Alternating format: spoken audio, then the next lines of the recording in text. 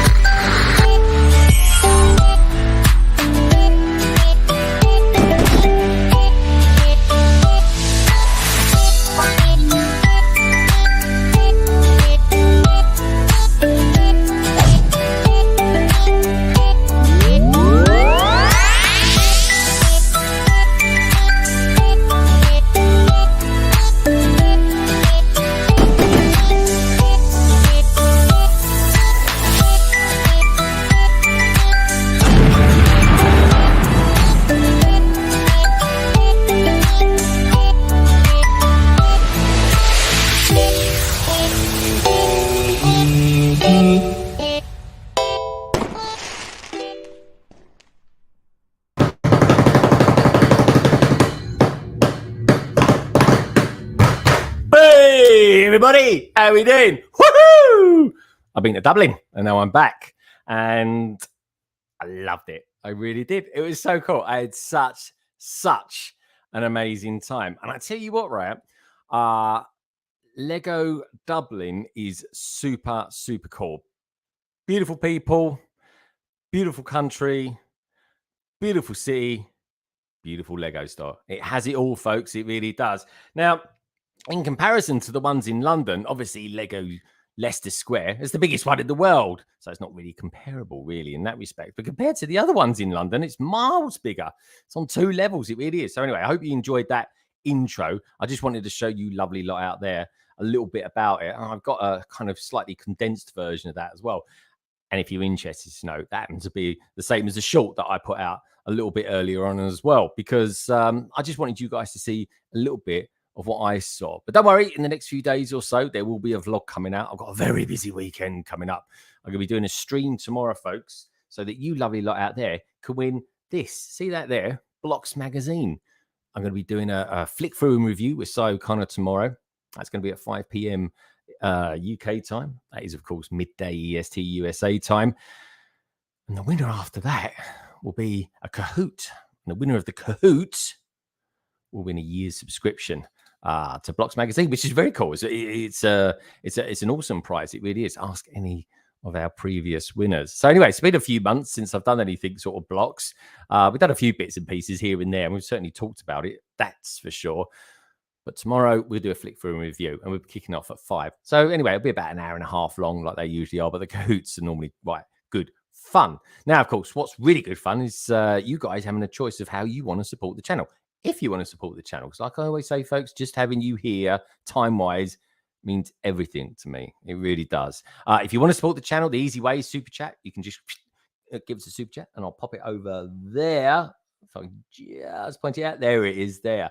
I'll pop your name on London One, give you a shout out on Instagram, or of course you can join and become a bigger part of the LBB family if you so wish to. Like I say though, folks, it's just awesome having you boys and girls here, spending a little bit of your time on your Friday with me. And don't forget, you can send out all your pictures if you want to share something. Maybe you've been to Ireland as well this week, or maybe you've just been to a Lego store. The kids are on holiday this for the last sort of 6 weeks or so, folks. So send us your pictures. You might have Lego hauls, you might have built something, you might have mocked something. Doesn't matter. Send it my way. As long as it's got something partially to do with Lego anyway. And then, of course, She-Hulk. Did you watch that today? I did. Oh my God, I absolutely loved it. I really did. I couldn't believe it. Firstly, it was funny. And I really enjoyed it. I didn't know what to really expect. I got to think about lore and stuff like that I'm always kind of intrigued about. But I loved it. I really did. Anyway, on that note, let me say hello to a few of you peeps out there as well, because we've got loads of you in already, which is like really, really nice to see. Let's just go right up. There we go. We got Bazza out there. Hey, Baz, good to see you, mate. Aldendorf out there too. Great to see you, Aldendorf. It feels like ages since I've seen my sort of community, really. Honestly, folks, my feet have not touched the ground. Wednesday, Thursday in Ireland. Tuesday, I was streaming, wasn't I? The awesome truck. That truck is so good, honestly. If you get a chance to get it, do try. I believe it's going to be available in Ireland next week, actually. So there'll be a few more of those coming out on eBay. And then, of course, I was back at work today. And then, of course, I'm doing this now. And then we've got the stream tomorrow as well. Tommy Dempsey's out there. Hey, mate, good to see you. I haven't seen you for a little while. Nice to see you. Stud Sidious is there. Nicole's out there. Of course, she'll be in soon, folks. Love to see what she's been up to this week. I've got a feeling between you and me that she's been packing boxes. Let's hope she's been putting Lego in them, shall we? Chris and Jaden is in the in-house. Chalice, good to see you, mate. Was in that film? Who was in that film? There's lots of people in that film. If you watch it back, you'll see lots of Lego peeps in that film. Andy Seston is out there. Good evening, everyone. And actually, genuinely, Chris, I'm interested to know, there was a film. I put a soundbite in there from a movie. Did you spot it? I'm interested to know. We got Nicole, of course, who I've already mentioned. Andy, I've already mentioned. Stud, I've already mentioned. But I've got to give a special hello to Gaz, of course, the minifig who. Good to see you, dude. We've got Lego Madness out there as well. You can tell he's on school holidays. Cabbage Face is out there as well. Yes, this is live, in case you wondered. We've got Simon out there. Do you know what? Simon, I can't believe I actually met you this week. That was Monday, folks. I was at the Lego store at Leicester Square Monday. This is how... Honestly, folks, every evening this week has been taken up doing something. It's kind of nice, actually. I've quite enjoyed it. And I'll tell you what, I'm going to meet some Lego YouTubers from California on Sunday. That's going to be crazy as well. So I'm looking forward to that. So who else we've got? Bricky TY out there. Ty, lovely to see you, my friend. I haven't seen you for a little while. Good to have you here. And thanks for being in my premiere earlier on as well this week. And that, I think we're there. Okay. And we've got some love out there from BrickStagePass. We got some love from there from Cy O'Connor. And we got Bazza saying, watcher to everyone I have missed. Mitty, good to see you, dude. Hope you and your wife are very well. Bricky TY is saying, good evening, Cy O'Connor. Hope you are well. He certainly is, my friend. And you know what? On that note, I think I'm going to bring him in first. I saw him this week, folks, for the very first time in my life. And you know what? He's actually taller than I thought he would be. He really is. Check out Instagram. He's a lovely guy. He's got some cool videos coming out regarding the new store in Dublin. And we'll show you. We're going to be certainly talking about it this tonight, folks. And we'll show you some minifigures and bits and pieces that we picked up along our little adventure this week. Anyway, let's bring you on show. It is, of course, the wonderful Cy O'Connor. Hello, mate. Hello. Hey, it's Greg. Hi, everybody in the chat. Anyway, long time no see. I know, long time no see. I was typing saying hello to everyone in the chat. I'll get back to you guys in a little while. We've got Tina out there as well. Tina Bricks. Tina, lovely to see you. It is. I love her avatar. I always do that. It's very, very cool. Good color. How you doing, my friend? Have you recovered? Because we was all a bit tired last night, weren't we? We were going home, dropping me off at the airport. Yes, I stayed awake in the car because I knew Greg would video me if I fell asleep.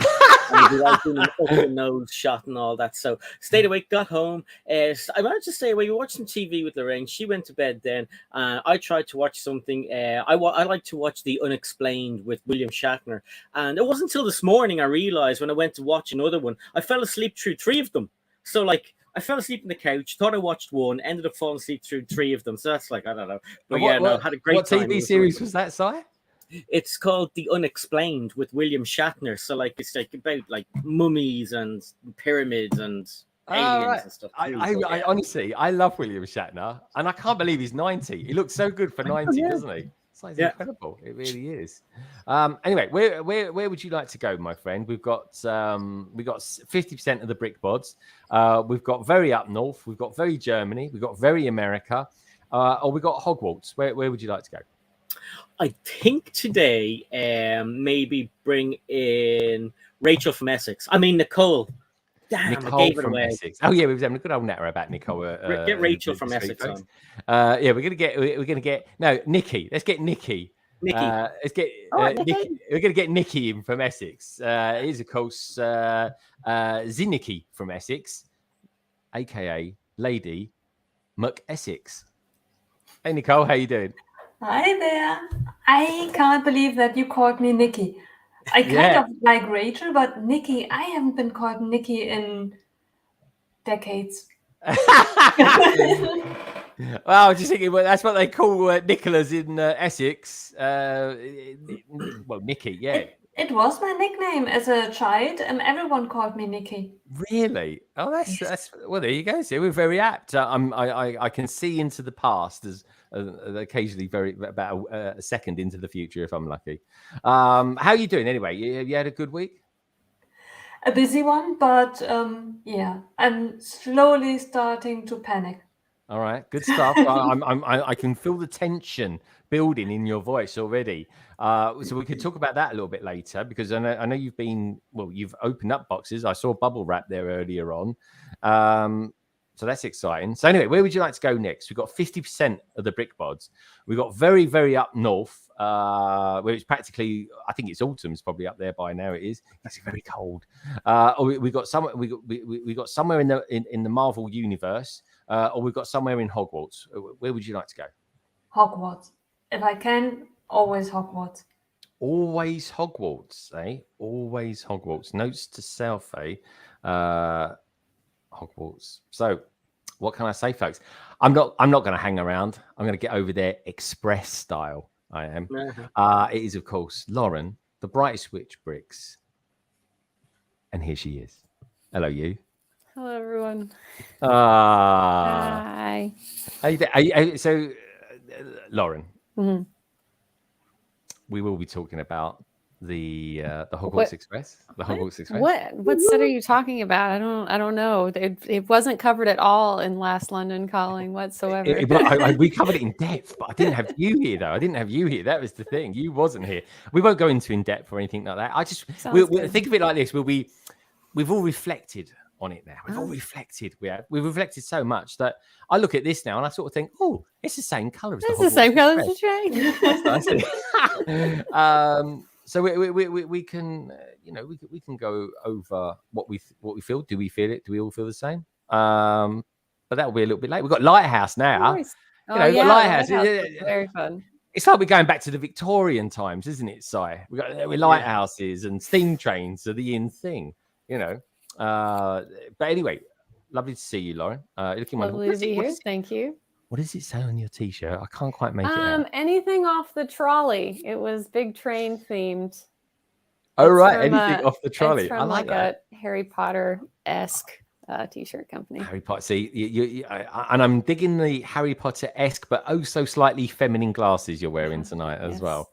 I like that. Very good. So anyway, talking of things I like, who would you like to get on? 50% of the BrickBods, somewhere up north, the Marvel multiverse.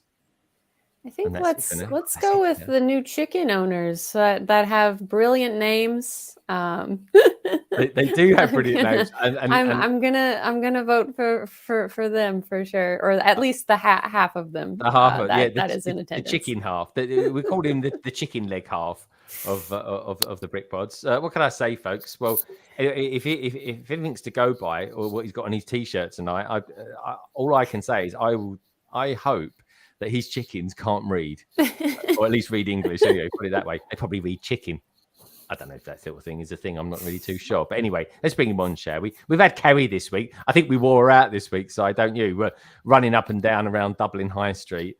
Up and down the stairs. She actually she went. We're telling him what she did about the stairs situation. Yeah, in the Lego we'll tell you about this. That's on my vlog as well. That will be, folks. That is her one thing. We got out the store. I said to everyone, "What did you think? What did you think?" And everyone was like, "Yeah, it was amazing. It was that." And Carrie was like, hold that thought, folks. I'll tell you a little bit later. But anyway, let's bring him on, shall we? It is, of course, Mr. Chicken Wings himself, Mr. Good old Saucy Nando's man, Jim BrickBod. Hello, mate. Hi. Look at that. What sort of shirt is that to wear when you've got chickens? Oh, my God. Your poor chickens, honestly. It's like they've constantly got a cloud over them. No, it's fine. We won't eat the chickens. And I bet you got a truncheon and you go around the coop like with your truncheon going up and down it. Just chicken run. Chicken run. How you doing, Ian? Are you managing to eat and survive? I'm doing okay.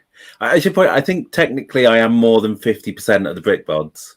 Oh, But you know, Okay, we're going into sorry. dodgy waters here. Be very careful what you say. It's a high strategy, risky situation you're currently in, Ian. So please explain yourself. well, Carrie's quite short. You've met her. I have met Wait her. a And she minute. seemed very much at home in Ireland. I will say that for sure. It was like she was amongst friends. You saying she's leprechaun sized?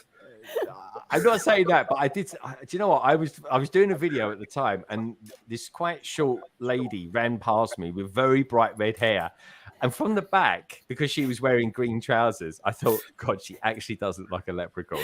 And but I was too slow getting the video recorder out to do it, or as an iPhone, as some people call it.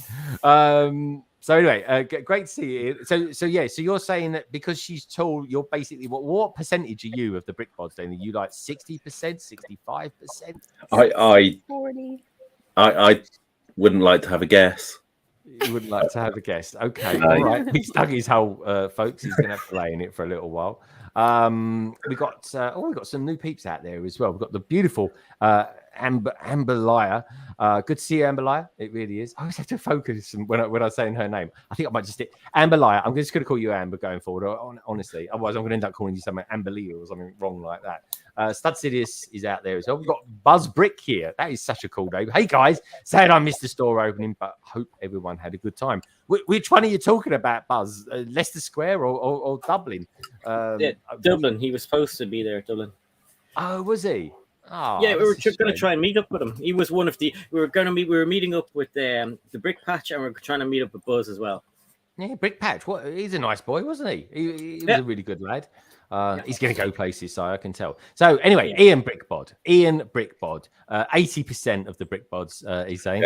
Where would you like to go? Up north, or would you go very left to the country to a place across the pond? Where would you like to go? They call it the Marvel multiverse. Where would you like to go, my friend?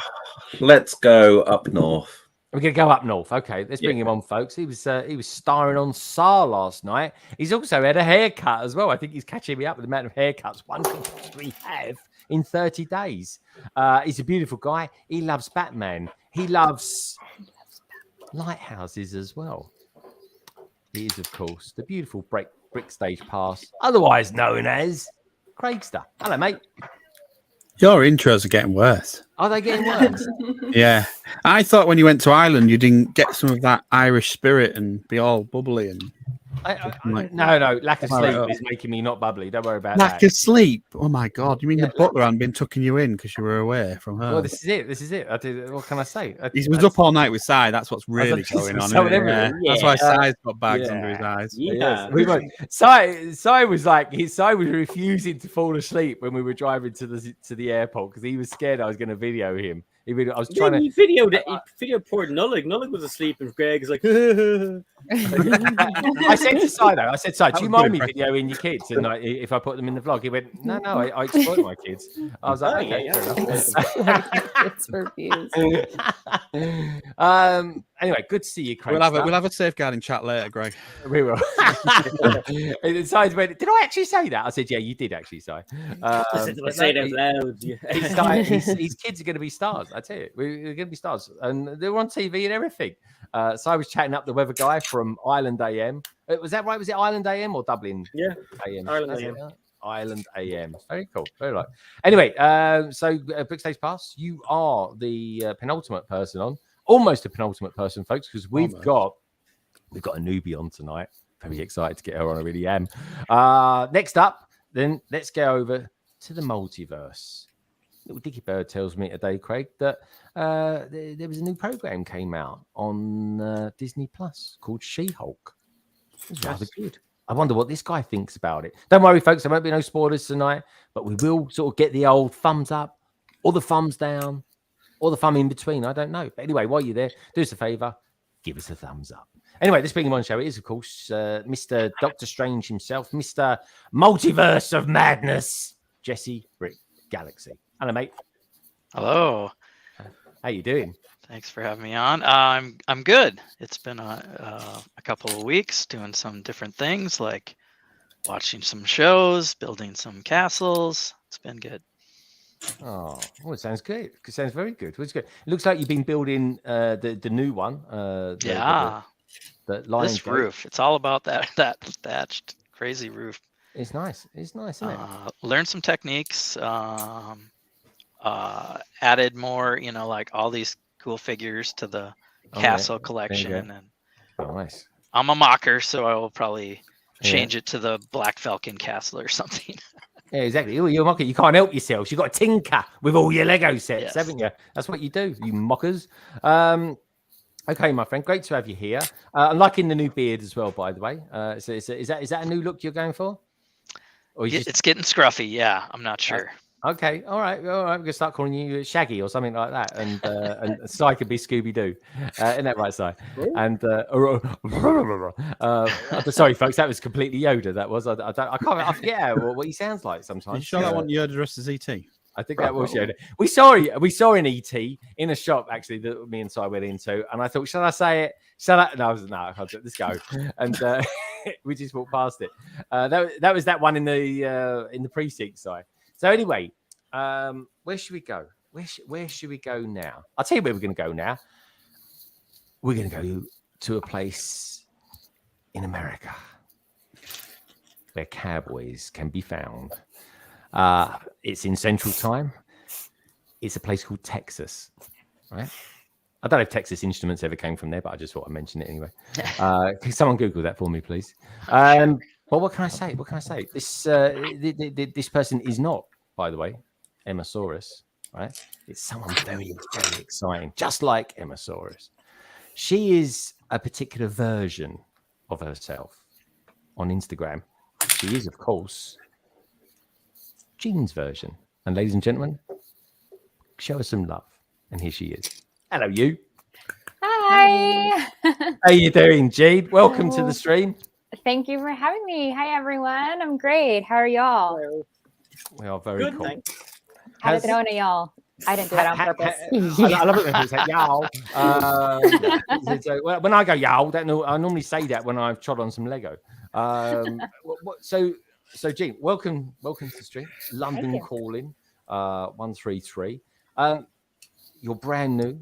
Well, I say you're brand new. You've been on Instagram. You're like Nicole. You kind of dwell in the Instagram nether regions.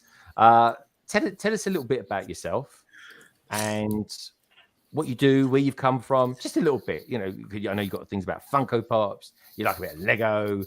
We can find you on Instagram. Tell us a little bit about that sort of stuff. Yeah, so you can find me on Instagram. My handle is JeansVersion. I've been on Instagram probably 15, 16 months now.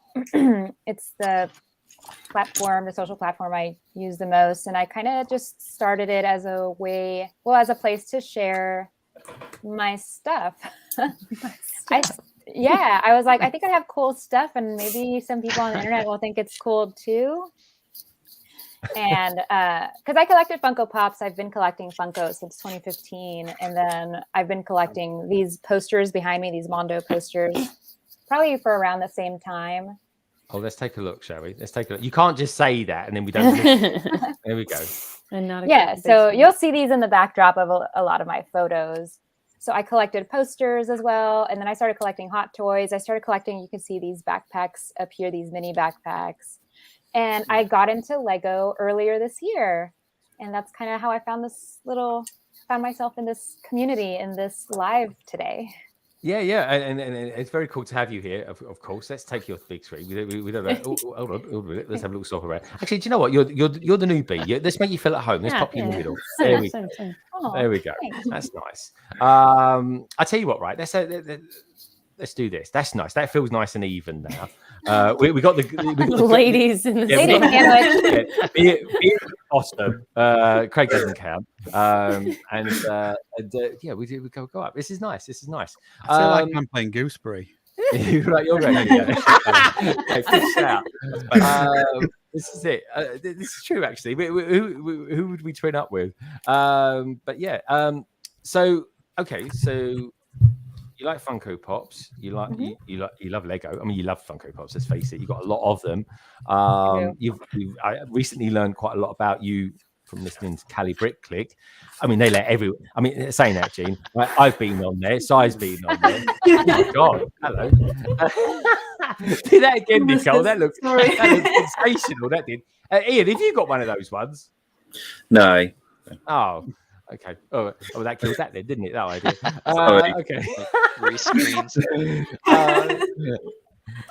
But weird. I'm curious, actually. Sorry, Gene. We go on these tandems. We really do, and this is the first one of the night. What sort of mic have you got? Have you got one of these mics? These ones? I don't know. What would we call these ones? Red Willies, you call them. I don't call them Red Willies. Yes, you did. You started that off. You started it on screen. Nicole's here, fair enough, right? She's used to me, but Jean's not used to me yet. We started it off. It was your We had a turn. nice chat the other night. I was chatting with Jean. Right, it was going to be 10 minutes. Next thing we know, an hour's gone, and I'm like, I'm thinking to myself, I think I'm coming over quite professional here. But you've just blown it all out the window. Thanks for that, Coach. And Nicole, thank you for the Willy joke already. Straight in there, folks. Anyway. If you enjoy a good Willy joke, do us a favor, give us a thumbs up and check everyone's details down in the description. You know it makes sense. How many? We've got 23 thumbs up. Come on, folks. We've got 50 people watching. Let's get to 50 thumbs up tonight before the end of the stream, shall we? So where did we get to, Gene? We got something about Funko, something about Lego. Something about Funko, something about Lego. And something about you like collecting wonderful art. And you have got some wonderful art. Me and Si have. I mean, we quite like the last movie, don't we, Si? Or the last but second movie, the one that went kind of a bit weird. But there was that scene with Kylo Ren in it, and let's just make it big so we can see it. With Kylo and Rey in it, and then they're fighting the Praetorian Guards. I thought it was a brilliant scene. I loved it. I really did. I thought it was awesome. But yeah, there we go. Si's a fan of that one as well. Oh, that scene anyway. That's one of my favorite Star Wars scenes. Yeah. But so what? So you like Star Wars Funko Pops? You like Star Wars Lego?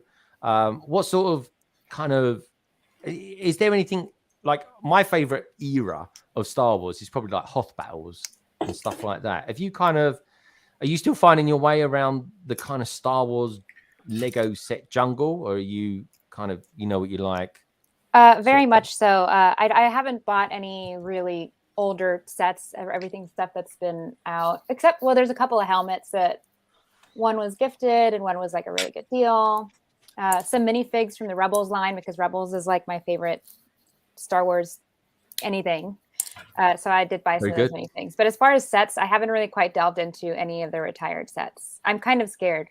Well, okay, I say that, and then yesterday I was looking at that AT-TE from the Captain Rex AT-TE. Oh yeah, I love it. Yeah. Yeah, I've been watching a few of those listings. I don't think I'll do it because I'm not into like the reselling. Well, if I missed it, I missed it.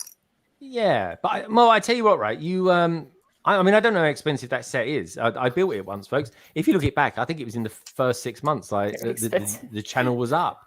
It really was. It had a lot of stickers on it. I remember that much. But from the Rebels, it was awesome. Now, I have always been an advocate of Rebels. I love Rebels. I really do. It's a great story. Jack is dying. He's not here right now. Is he? Is he? He's in London. I think he's on his way. He is in London. Yeah, he's in London. He's in London town, and I'm going to be seeing him on Sunday as well. So this is going to be exciting. So I'm looking forward to that. We're even having lunch together. Can you believe it? It must have something to do with the people that we're actually seeing. We're having to be adults for the afternoon. The adults of the maybe just a little hint of being naughty at the same time as well. Because I did say, I said to Tech, right, and I said to Tech, this would make a wonderful video, right? Maybe a good short or something like that. I don't know, right? But I said to Tech, why don't I put him on my shoulders so that we can make a point of reaching the top of the new style of pad walls. That's all. And I said to him, I'm totally up for that.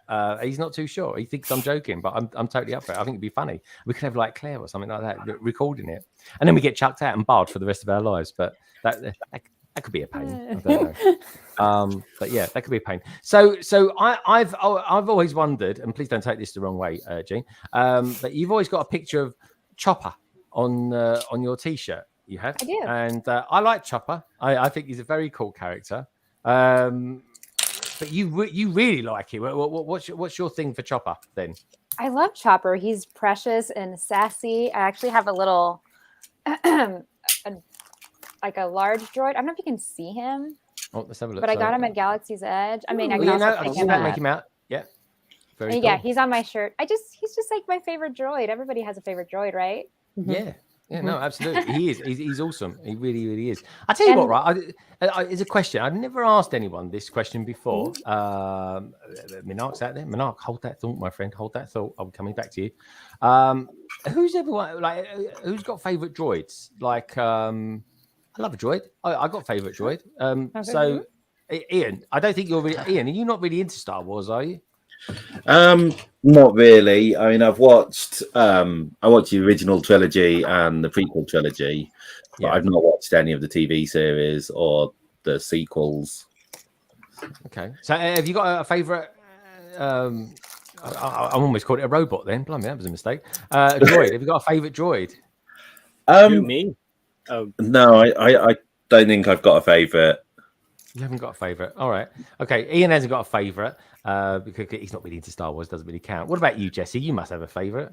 Oh yeah. I would have to think about it a little bit, but not too far. And I'm hoping to see something again in Andor. I would say K2SO. Yep, you got it, mate. One.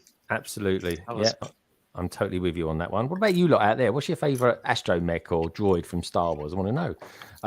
Yeah, okay. Yeah, I'll go with that. K2SO. He's going to be my favorite as well. He's got a really good sense of humor. Love that. Yeah, top 3 for sure. Definitely. He was just a good dude. He went down fighting.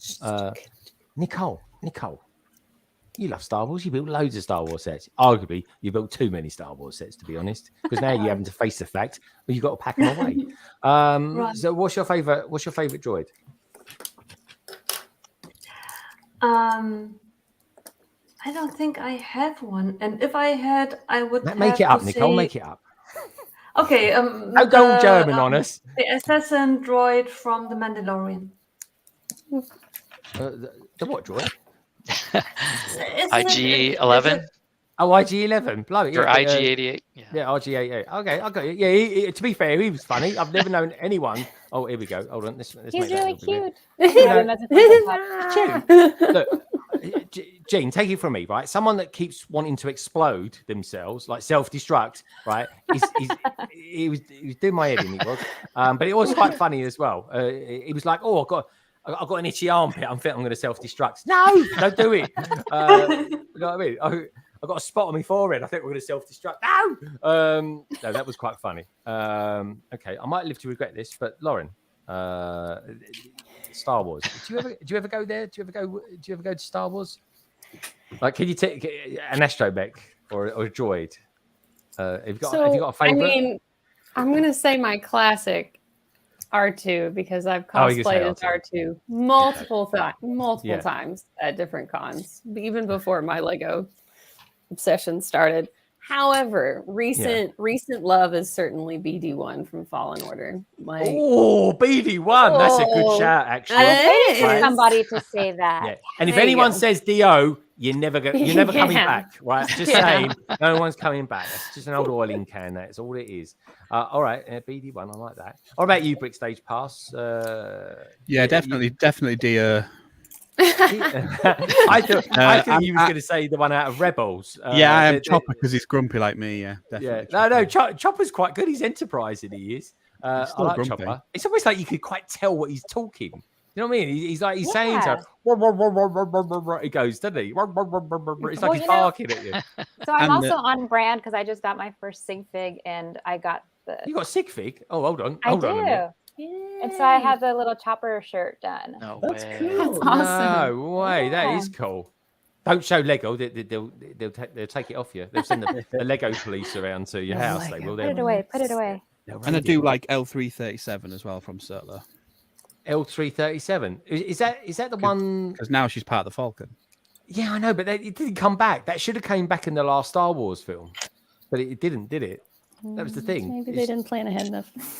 Well, no, they did. They gave that's how they came by the. I think they were like sort of golden dice, wasn't they? And that passed through the films then, but. Yeah, I think that was wasted. All right, I like that one. That was a good one, mate. Actually, to be there. What about you, Mr. Cy O'Connor? I'm trying to think who I would pick for you, but tell me who. Well, Lego came up with a few good names, like in the Freemakers. There's MOC. He's a droid. He's pretty cool. Anakin's my favorite. Yeah, I was going to say MOC.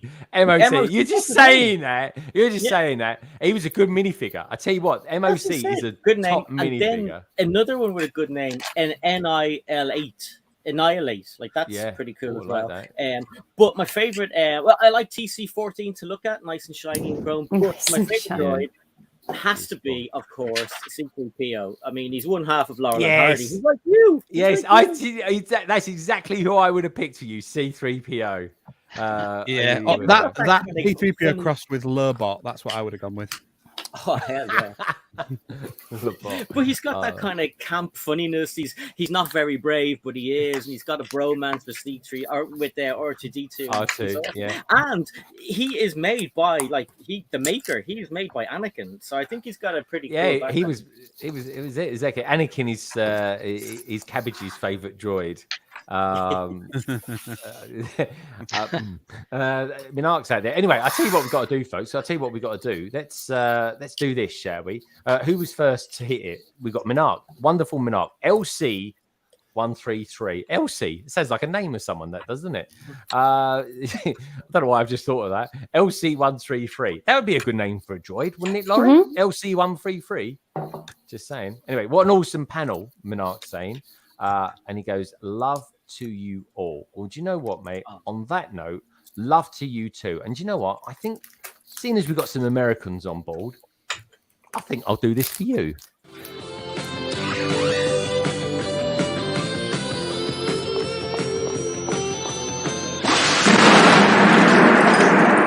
Something we're making for the Americans.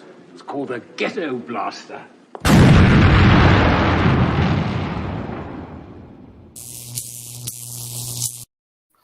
What can I say? Right, it's called a ghetto blaster.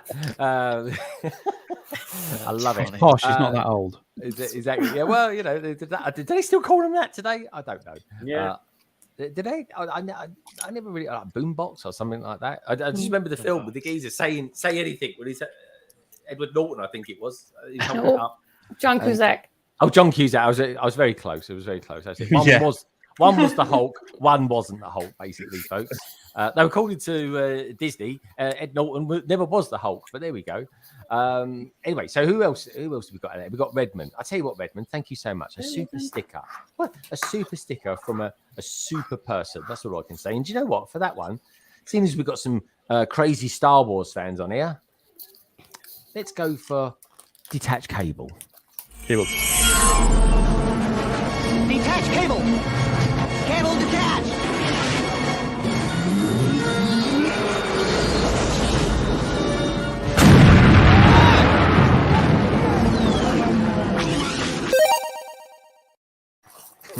He loves Mission Impossible as well. What can I say about that? We've got a great panel today, says Lego Bear. Thank you, my friend. So, Connor, probably don't watch Text Droid tier list then, my friend. C-3PO didn't fare well. No way. Yeah. Controversial. Oh, my God. He's C-3PO. for the drama. He is. There's tech all over that. It really is. He's a right old diva. I should know. Stud Sidious is saying, when I was a kid, you couldn't go anywhere in the Bronx without someone walking around with a giant boombox. Very cool. What sort of music that they used to play? Did anyone have the front to play like classical music or something like that? That's what I'd go there, dude. Just saying. Give them a bit of Beethoven. You know what I mean? What can I say? We got King Oldoff. What's all that about, King Oldoff? Mr. Bone is my favourite joy. Station. Who's Mr. Bone? Sorry, who's Mr. Bone? I'm scared to ask that. It's probably something rude. Is it? What about you, Jessie? Mr. Bone, does he mean anything to you? It's not ringing a bell, no. It's not ringing a bell. I love that phrase. Well, it's not ringing a bell for me either. But I tell you what, folks, here comes the money. Oh my God, is this my acceptance to Hogwarts? Here comes the money. Here we go. Money talk. Here comes the money. Money. Right, that's it. That's all I can play of that, folks. Sorry, I can't play anymore because I will get struck off otherwise. But it's got a nice little beat to it, I think. Anyway, thank you for that, Mr. King. I think most people know Mr. Burns as Bones, and he was like a killer modified droid. Just so you know. Oh yeah, but that's from the comics, though, isn't it? Yeah. Yeah. Okay, that was Alpha. Something Alpha, her name was, wasn't it? Only mentioned in the comics, and she was a friend of Darth Vader's, which I always thought was a bit weird, but there we go. We got oh my god, hold on, I've got to brace myself with this. Chris and Jaden in the house, Chalice. Alan something or other voices K2SO. He does. He the pilot in Firefly, also Alien in Resident Alien. Oh, very cool. Didn't know that. There we go. Chris loves his thing. So, Chris, have you watched that video back and seen the soundbite from the movie? Let me know if you have. You need to study it. I'll be well impressed if you find it. So I'm curious then. Ian. Right, let's go around the panel and just see how everyone's week's been in the wibbly wobbly world of Lego. You're I was going to say other half, but you're 4/10 of the BrickBod is in Dublin at the moment. Probably on a fifth pint of Guinness as we speak, and that's why she likes her breakfasts, folks. Soak up the Guinness. So, how have you been? How's your week been? And life with chickens. How's all that going? Yeah, that's been good. So I got the chicken run finished on Tuesday, I think it was. So that's nice because it means I'm no longer having to spend my evenings working on the chicken run.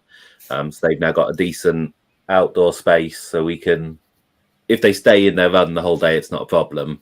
Whereas before that, we were having to let them free range, which is difficult when you can't herd them back in too well. And the first week it was fine because they were scared of us. So if we went near them, they'd run back into their coop. But then, they now run up to us when we go outside. And so you can't herd them when they're just trying to peck at your toes. So, oh, really? But we did have the fun of the one time so I moved the coop. So it's now elevated. And instead of going into the coop at night, they decided to go onto the run. And so the run is 7 foot tall. What? So, has Carrie got any chance? She's got to get the mountain climbing gear out for that. Yeah. Tiny. So my first time of picking up the chickens was picking them off a 7 foot run. All the instructions are things like, slowly bear down on them. I'm like, I can't bear down on them. I can barely reach them. So, that was an interesting way of doing it. God. So that's the thing now, because have they worked out that you need something from them, like chicken, an egg? Have they worked that out yet? Have they started laying for you? No, they're not laying yet. So they're 16 weeks old, and the breed that they are lay from between 16 to 22 weeks. So hopefully in the next couple of months, they'll all start laying. Right, okay. And yeah, it blows my brain just thinking about laying an egg. It really does. Sorry, I think I'm thinking too much from a human point of view. That's what does it. It's could you imagine laying an egg? It'd be like, what? We're all going to dream about that tonight. It's like laying a cable. It's like it's not like laying a cable. I've laid plenty of cables. See the size of the cables. That's it. All full of copper and yolk. Patch cable. Exactly, yeah. New type of patch cable, indeed. Ethernet 6. So yeah, all right, cool, Ian.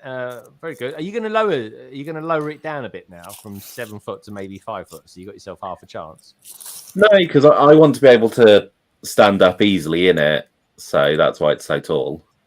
Oh, okay. All right. I say that makes sense. Well, Carrie must feel like she's had an extension put on her house or something then. Yeah. Okay, very good. All right, so at least they're friendly anyway. They're not trying to peck your eyes out or anything like that. So that's a good start. Well done. Someone just asked me a question there. I'm not saying that, Cabbage. Stud Sidious. Someone just asked me a question. Oh, we go. Barry Skywalker. I don't remember there being a Barry in the Skywalker family. I'll have to look that one up. Craig, do you ever remember a Barry being in the Skywalkers? No, but it could be somebody fooling around. It could be. It could be someone fooling around. Indeed, it really could, couldn't it? Talking of fooling around, is he built his? Being he's our castle man over here in the UK, is he actually Has he built his castle yet? Do you know? Because I haven't seen him for like 48 hours. No. No, in a nutshell. So He's anyway, opened the box. He's looked at the contents, taken the instructions out, and he's sealed it back again. Take your time, Barry. Take your time. Savoring the build. Oh, come on, Lawrence. He's Savouring the build and labouring the point. There's two very different things. If you build it, they will come. So he's waiting until they're ready. Wait until they're ready.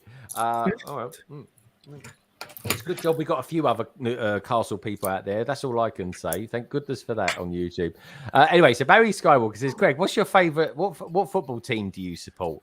Well, I can tell you for a fact, I don't support Norwich City, but I do support West Ham United, who actually won this week with their new Italian striker. So I was very happy about that. So it was very good. I've had a good week as a West Ham fan, as it happens, which I haven't said for a couple of weeks. But I did actually say we wasn't going to win our first 5 games of the season, and lo and behold, they haven't. Other than the cup that they're in, the Champions League cup that they currently are not in. So anyway, where should we go? All right, so we spoke to Ian. Ian Grilled Chickens t-shirt. Can I just say that actually looks like on your t-shirt, right? That. Is it me? That could be, for all we know, a new Star Wars droid. It's a barbecue. You know what I mean?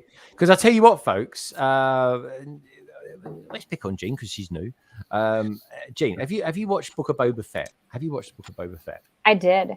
Okay, very good. We won't ask you what you thought about it because that will trigger all sorts of people out there at the moment. That will. We're too early in the show. We're not even hit an hour yet.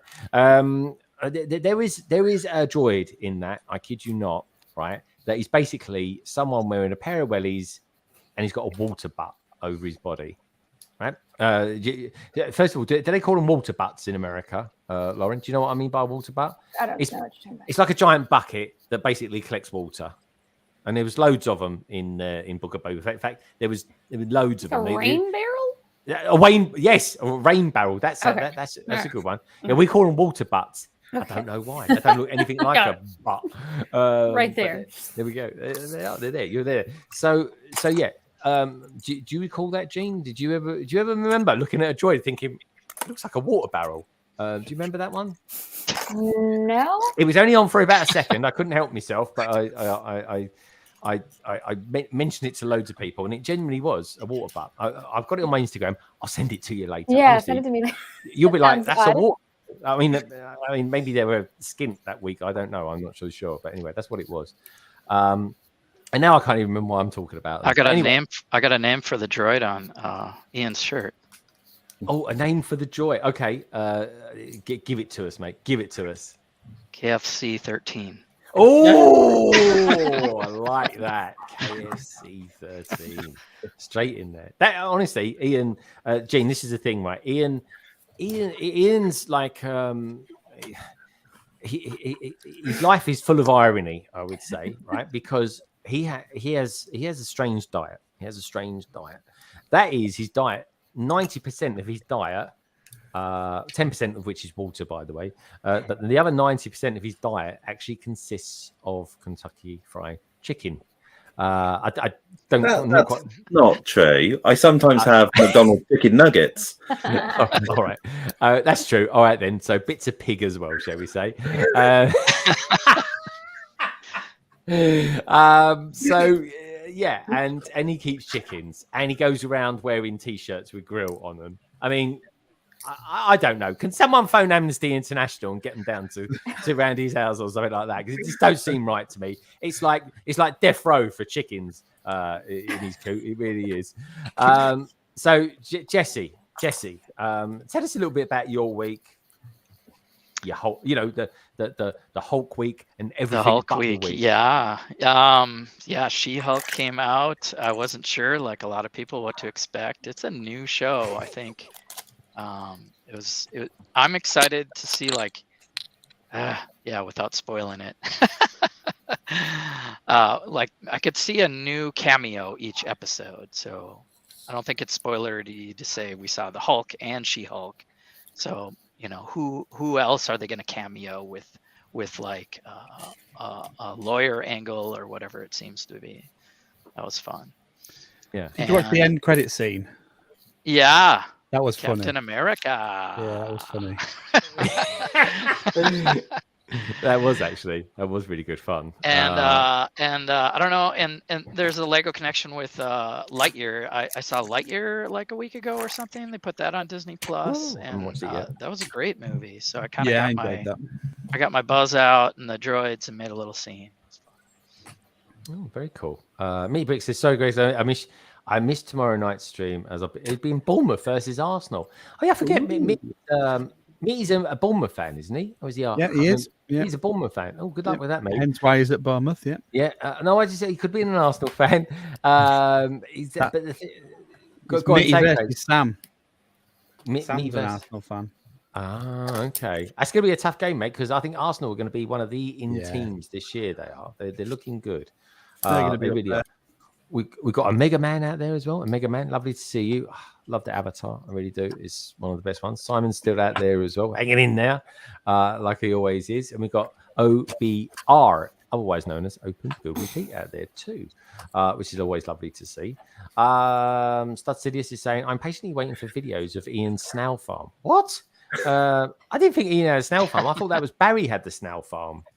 I want a snail farm. What do you want a snail farm for? What is up with your life that you want a snail farm? What is going on, Ian? Well, snails are tasty. Really? And they're very low carbon form of protein. You can put their slime on your face. You can. You can eat their eggs. What's wrong with the two? Escargot, caviar. So, Hold on. I should turn the camera off while I'm sick. Yeah, sorry. Is there? Yeah. Sorry, Lauren. About the slime. So, are you saying is there some sort of nutrition from their slime? Well, it's more like a cosmetic agent it's really hot in Korean beauty and stuff like that, K-beauty and whatnot. So snail mucin essence, like it's pretty big. You can just put it right on there as like a mask. Right, hold on a minute. Chris, I can't comment on what you've just said. Sorry, mate. I could go in all sorts of directions with that comment. I think it's only a Cert 13, that program, mate. If Claire were here, she'd back. No, I'm gonna take this up with Claire on Sunday. I am. Yeah, you should. So hold on. So could sorry, again, this is tangent number 2 coming up. So I need you on board with this one. The tangent counter in this corner is up to 2. Let's go back to a very well-known film called Charlie and the Chocolate Factory. Right, Charlie and the Chocolate Factory. I'm sure there was one of the sweets in there was a sweet that it was like a bubble gum, never lost its flavor, not once. Right, and when it did, you just take it out. I think you dry it out, and then you put it back in your mouth again, and it's like strawberry everlasting gobstopper. You've got it. I couldn't have put it better myself. Right. So here's the thing. Right, could you put like a snail on your tongue? Right, leave it on there for a while, and then you get the flavor of the snail on your you just take it out and put it down again, and. Was that a thing? Look, she's wretched. She's literally wretched in front of me with Lucasade, I think it is, or maybe it's Iron Brew. I don't know what Lauren drinks, but we'll call it Iron Brew for now. What do you reckon, Lauren? Do you think that could be a thing? Could that become like a new sensation in California for sweets? They need a lot of butter. I've had a escargot in a French cave before, so. That's pretty nice. In a cave? Why did you have to go to a cave? I don't know. They gave us the tourist treatment of having. We got to see like the snails in the snail farm, and it was in the mushroom. They showed us. There you go. Exactly. Yeah, the snails were laced with LSD, and you had mushrooms. And did you? It was all a blur. It was like Mary Poppins all over again. Hang on, did you not watch the American Travel Guide, the pre-film you must watch before going to France, and that's Taken? I take care. Going into a cave with LSD. Oof. Next thing, it's perfect. I remember only good things. I remember only good things. Yeah. Otherwise, it wasn't even a cave. It was just an old refrigerator box. You were in America. Downtown in a refrigerator box with mushrooms and snails. This one's into magic. The things you learn. Great place. Woo! I watched a film last week about caves, 13 Lives. Watch it, folks. It's very good. It was. I can't believe it was even real. I really can't. It was incredible. We've got Sam Parry out there. Shy time is my time. Don't be shy, everyone. And of course, we've got lovely cat colors as well. Good to see you, folks. And don't forget, please do check out the description below. You can find all the details of everybody who's in the panel tonight. And while you're down there, do me a little favor. Even if you're watching this back in 10 years' time, do us a favor, give us a thumbs up, because it tells people we're out there. Oh, here we go. Barry says African land snails are pets. Let's not go down that route again, Greg.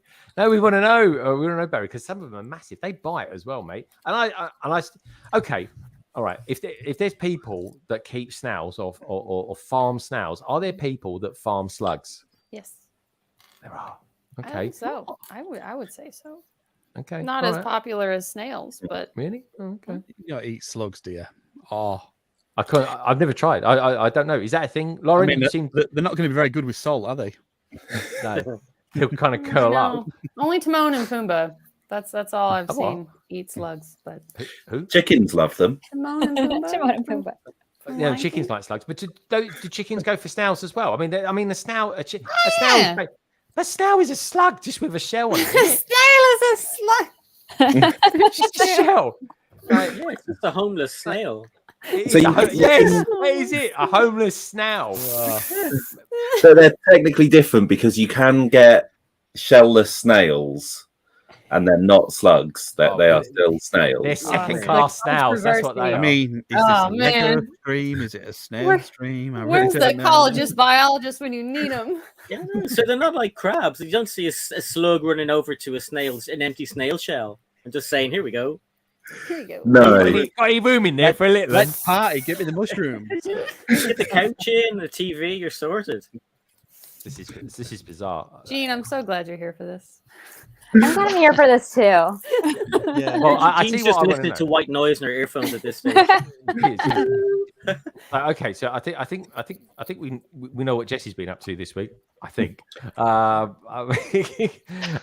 think? We think. Yeah, castles. And I don't know what else. Well, I want to see this castle a little bit later, Jessie. I want to see it later. We'll come back round to you, and you can show us what you've been doing. Until then, I'm building the Aston Martin. Oh, you're building the Aston Martin. There's Daniel Craig. We love a bit of Daniel Craig. Come on, chase him now. Don't be too quick. Bond, James Bond. Yeah, shaken Galaxy, Brick Galaxy. Yeah, loving it. All right, someone else I'm loving as well is Nicole. Nicole, I had a little cheeky glimpse earlier on of you streaming with your friend on Instagram. Yes. I take it you didn't get kicked off Instagram this time, no? Luckily, not today. I'm not sure why. I really have to figure out the reason why it happens, because it's really annoying. But today I was lucky. Streamed till the end, even was able to save it. So Okay, very good. And you saved it. And was you building anything today, or was you just kind of hosting with the mosting and chatting about stuff? What was going on today? disassembling. I had to disassemble. For the time of me moving, I have to disassemble. And once I move to the new apartment with the new space, I will be able to build again and buy Lego. Yay! Yeah, well, I mean, this is the thing. So, I mean, it's like literally this time next month, isn't it? You'll be off. Yes, almost exactly in 1 month. This time next month, I hopefully will be very happy in my new apartment. Okay, all right, good stuff. And how is the packing away going? Are you trying different techniques? I am in the middle of panic phase. Before I was before panic, now I already, because I have 60 plus boxes packed, and best estimate 30% are packed up in boxes, and my goal was 100 boxes. It's not looking good. Yeah. Okay. Well, you're getting there. I mean, have you? I mean, what percentage of your boxes is going to be full of Lego in comparison to being full of, domesticated stuff like clothes? Is it going to be like much more Lego than you ever imagined? It looks like 30-70 and 30% normal stuff, clothes, kitchen stuff, things like that. 70% Lego. Probably. Wow. Yeah. Okay. Well, it's an interesting thought, Cabbage, saying that slugs live in the trees. Did he? I don't know. I found a load under a brick the other day. It was scared the life out of me. It did. I mean, they don't. It's not like they even move quick. They still make me jump. That's bizarre. And Do I dare asking what you did under a bridge? no, a brick. I wouldn't do anything under a bridge. That's a bit weird, isn't it? That's it. I might be named after a bridge, but I'm not. I don't dwell under a bridge. I'm not a troll. But no. But yeah, nothing at all. But it was a brick. It was a brick. I just lifted up a brick. It was a London brick actually, and they were all dwelling. I think they were trying to keep out the heat of the sun. But that's the thing. The slugs only ever come out when it's raining and stuff like that. I mean, they must have a nightmare in the heat wave. Hardly seen anything of them. We have a slug population issue next year. There will be because of this year's heat wave. Cat colours, I should say. I've just noticed someone has Kylo Ren poster. Oh, there we go. Now, Cat is a contributor. She's a prime writer. Oh, that's a good one. I have to use that one. A prime writer for Blocks magazine. She is Jean. So and she loves Star Wars. She's like massive on Star Wars. She really is. And I will say this: that image of Kylo Ren's battle is epic. It really is. There we go. I'm showing it again because it is rather epic. It's wonderful. It really is. An awesome print, and they're all screen prints. Who actually did anyone like particularly design them? Are they from any particular manufacturer or anything like that? Actually, yes. I always forget who did that one, but I buy all my screen prints are from Mondo Gallery. It's actually a local to Austin, Texas company, but ironically, Funko just bought them out. Good for them. Oh yeah, that must be nice. Yeah, very nice. They could retire there. Yeah. Yeah. So it's called True Enemy. Who did it? Okay. Rory Kurtz. I don't know why I forget because Rory Kurtz is incredible. So that's the artist. Rory Kurtz. That name rings a bell actually. Rory Kurtz. Interesting. Okay. I feel like a lot of the artists who did these, like the one who did these two is Jock, and he's British. I want to say Rory Kurtz is too, but I could be wrong. Okay. Or English. Star Wars art. We do. We've got Kenobi studies out. This is I went to the Lego store Dublin yesterday. Oh, nice one, Kenobi. Did you see us at all? Si was there with me. I was there with his family. It was a wonderful time. It really was. It was very, very special indeed. Stud says, Greg, the slug farming troll. I'm dying here. The slug farming troll. Can you imagine it? What would happen if you actually got in to a snail farm? Would that be like the fox among the pigeons scenario? I don't know. Interesting. Ian's thinking, I haven't thought of doing that. Okay, Ian. One for the weekend to try out, maybe. Okay, so Nicole's been busy packing. Nicole, can you show us what you've been doing? Can you show us? Because I imagine your living room's looking like an Amazon warehouse at the moment, isn't it? Very. Everyone who suffers from motion sickness, brace yourself. Oh, here we go. Oh, let's make it bigger then. Let's make it bigger so everyone feels. Oh, look at that. You still got the sausages. Yeah, that is a lot of bubble wrap there. What's this? What's the stuff next to the bubble wrap? What's that? What's that on the left there? Is this like a square? Looks like wall or something. That is wrapping material for my kitchen stuff, like cups and stuff. It's like little how do you call it? Yeah, how'd you say it in German? I thought it was how do you say in Essex? I only can tell it in Greek. I'm sorry. Greek? Oh my god! I actually thought it was a block of something from your Colombian friend. That's what it looked like. Sorry, talking of blocks of white stuff. Can we talk about your sugar content later? I told you before, a teaspoon of sugar is only half a packet of sugar. So if you put a little packet of sugar on a teaspoon, don't explain yourself. Don't explain yourself yet. We'll come to it when we come to you. Late, I explained it. No, because you haven't said actually how many you have. I hope you had about 10 because the packet ones don't count. You're out and about. That's cool. Exactly. But it's weird. It's 10. No. The Americans get it in the little container. and just chuck it in for we it. just chuck it in, exactly. Yeah, you just go like that. And in Europe, I bet they do it in Germany as well. They have the little sugar containers and they just go going like this, like that. Right. It's only I'm us so in England that have glad. the little packets. The packet. I'm so glad that I went for a toilet break before we went on because I had waffles. And What? You had a waffle? What are you talking about? You went Yes. down on a waffle? Yeah, I need to share. On it were powder sugar, and I didn't notice that while eating it, I had a bit on my nose, and it looked a bit as if I was had been doing cocaine yes. right before. Oh my god! Yeah, been to the bathroom, you know what I'm saying? Speaking Nicole, of sugar. honestly, you Europeans, like you go too far. You do go too far. She's there with a 20-euro note. Yeah, that's it. Right. Yeah, rolled up. Nicole That's it. uses a 50. Yeah, I bet she does actually. Only because she's classy. Sorry, that's what it is. No, classy people use little glass straw. Yeah, or yeah. I was going to say something about using cardboard ones, but they're rubbish. They're cardboard straws these days. Come on, they're rubbish. BrickBods. This must be Carrie out there because Ian never touches Instagram or anything like that. Otherwise, good to see you, Carrie. Hi, Carrie. No, he's not. What is it? Carrie, no, it's not. It's 8:40. She's on at least her 7th pint by now. She goes, just checking in to see if Ian is behaving himself. He is actually, because when I asked him last time, Lauren, about Ian came on once before, and he didn't have Carrie with him then. And I said to him, I said, so how's it going, Ian? And do you know what he said? He didn't say, oh, I'm really missing Carrie. My heart's really sick. I'm struggling to sleep. You know what he said?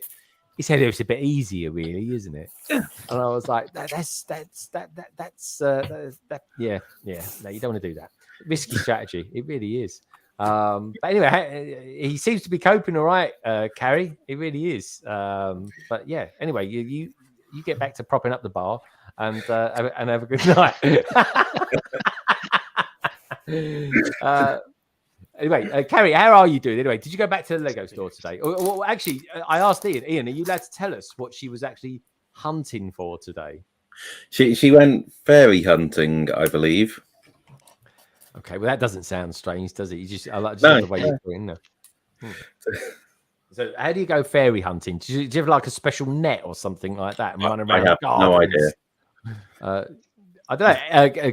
Carrie, you're out there. Can you elaborate? If you can control your fingers and type something, let us know. I'm genuinely interested. I tell you, someone I was lovely to meet yesterday as well was the wonderful Mother Brick. It was wonderful to meet her, wasn't it, Si?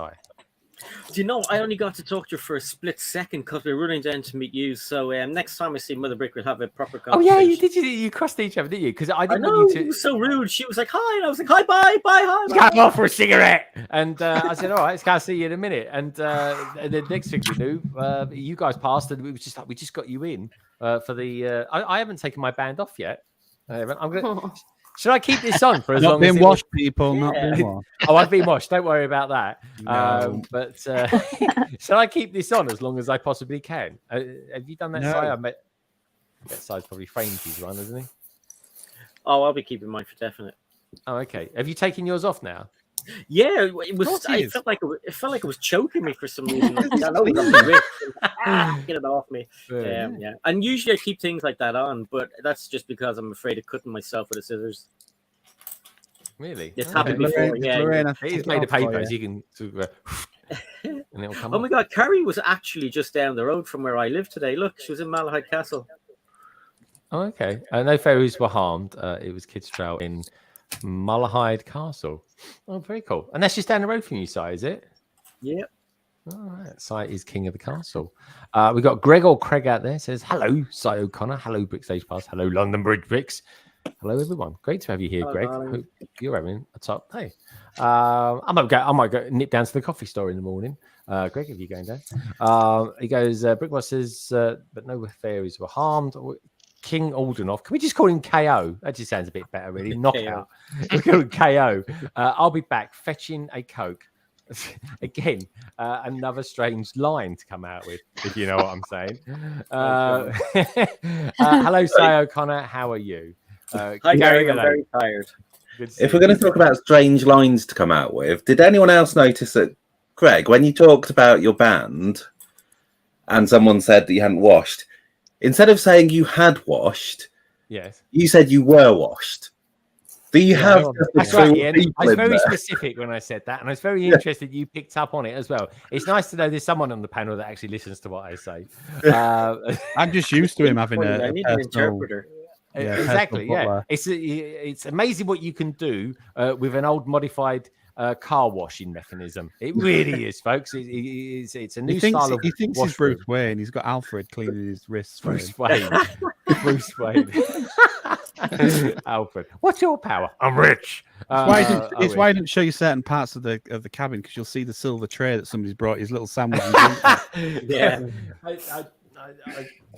His lobster thermidor. No, it's actually. I'll show it to you. It's actually bamboo, Craig. I don't bring silver down here, just in case. The werewolves come. The security guards don't come this far down the estate. So it's a nightmare to get the Range Rover down here. It really is. Honestly, I've tried everything, but the fields keep. Well, you don't. Your driver drives that. So. Well, exactly. Yeah, exactly. And they've got no signal down here to give them a buzz. Anyway, stop being horrible to me, you. Pick on some of your own styles. Where should we go there? So we've had Nicole, and she's packed 2 boxes this week. Well done, you. Can I just, Nicole? Can you do me one favour? Sorry, observational thing here. Nicole, can you just show us the corner, over your right shoulder? Can you just show us the corner of your room? So your right shoulder. That's it. That's it. No, that's your left shoulder. Oh, let's try. Well, that's it. Keep going. Keep going. Keep going. Keep going. Oh, okay. Now just bring your laptop a little bit forward, or your webcam. Bring it a little bit forward. Bring it a little bit forward. That's it. Look, there it is. There in the corner. There's a sausage. It's still there. It's not packed away. Why is this? Now you're on mute. Okay, we can't hear all the. Wait, it's still a month. It's still a month till I move, so it's needed. A woman has its needs. Can I go a month without my? Don't say it, honestly, Nicole. You are proper rude. Is it? Did you have a Zoom meeting or something before this and say, right, we're going to give you as outlandish as we possibly can. I'm going to give you loads of German. Honestly, Nicole speaks. Well, she tries to. She speaks German and very good English. Can anyone else on the panel actually speak any other languages? No. Not well. Spanish was my first language. Oh, Spanish was your first language? That's awesome. Yeah, my family is Mexican. No way. Oh, wow. That's cool. I was born in South Texas on the border. That is cool. Oh, that's cool. Yeah, honestly, I genuinely didn't know that. I was actually coming. Give us the pun. And then it's just no. I'm very white passing. I know. Yeah. I look more Mexican than you.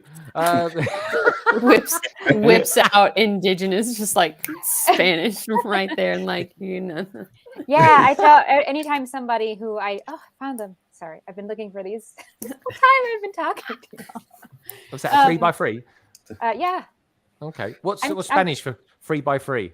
That's got to be easy, isn't it? What? Oh, 3x3. Oh, 3x3. I like that. I like 3x3. And Nicole, what's German for 3x3? I don't even know what it means. Oh, come on. 2x2. It's the number 3 by the number 3 in German. Dry. That's what it's going to be. Dry. 3.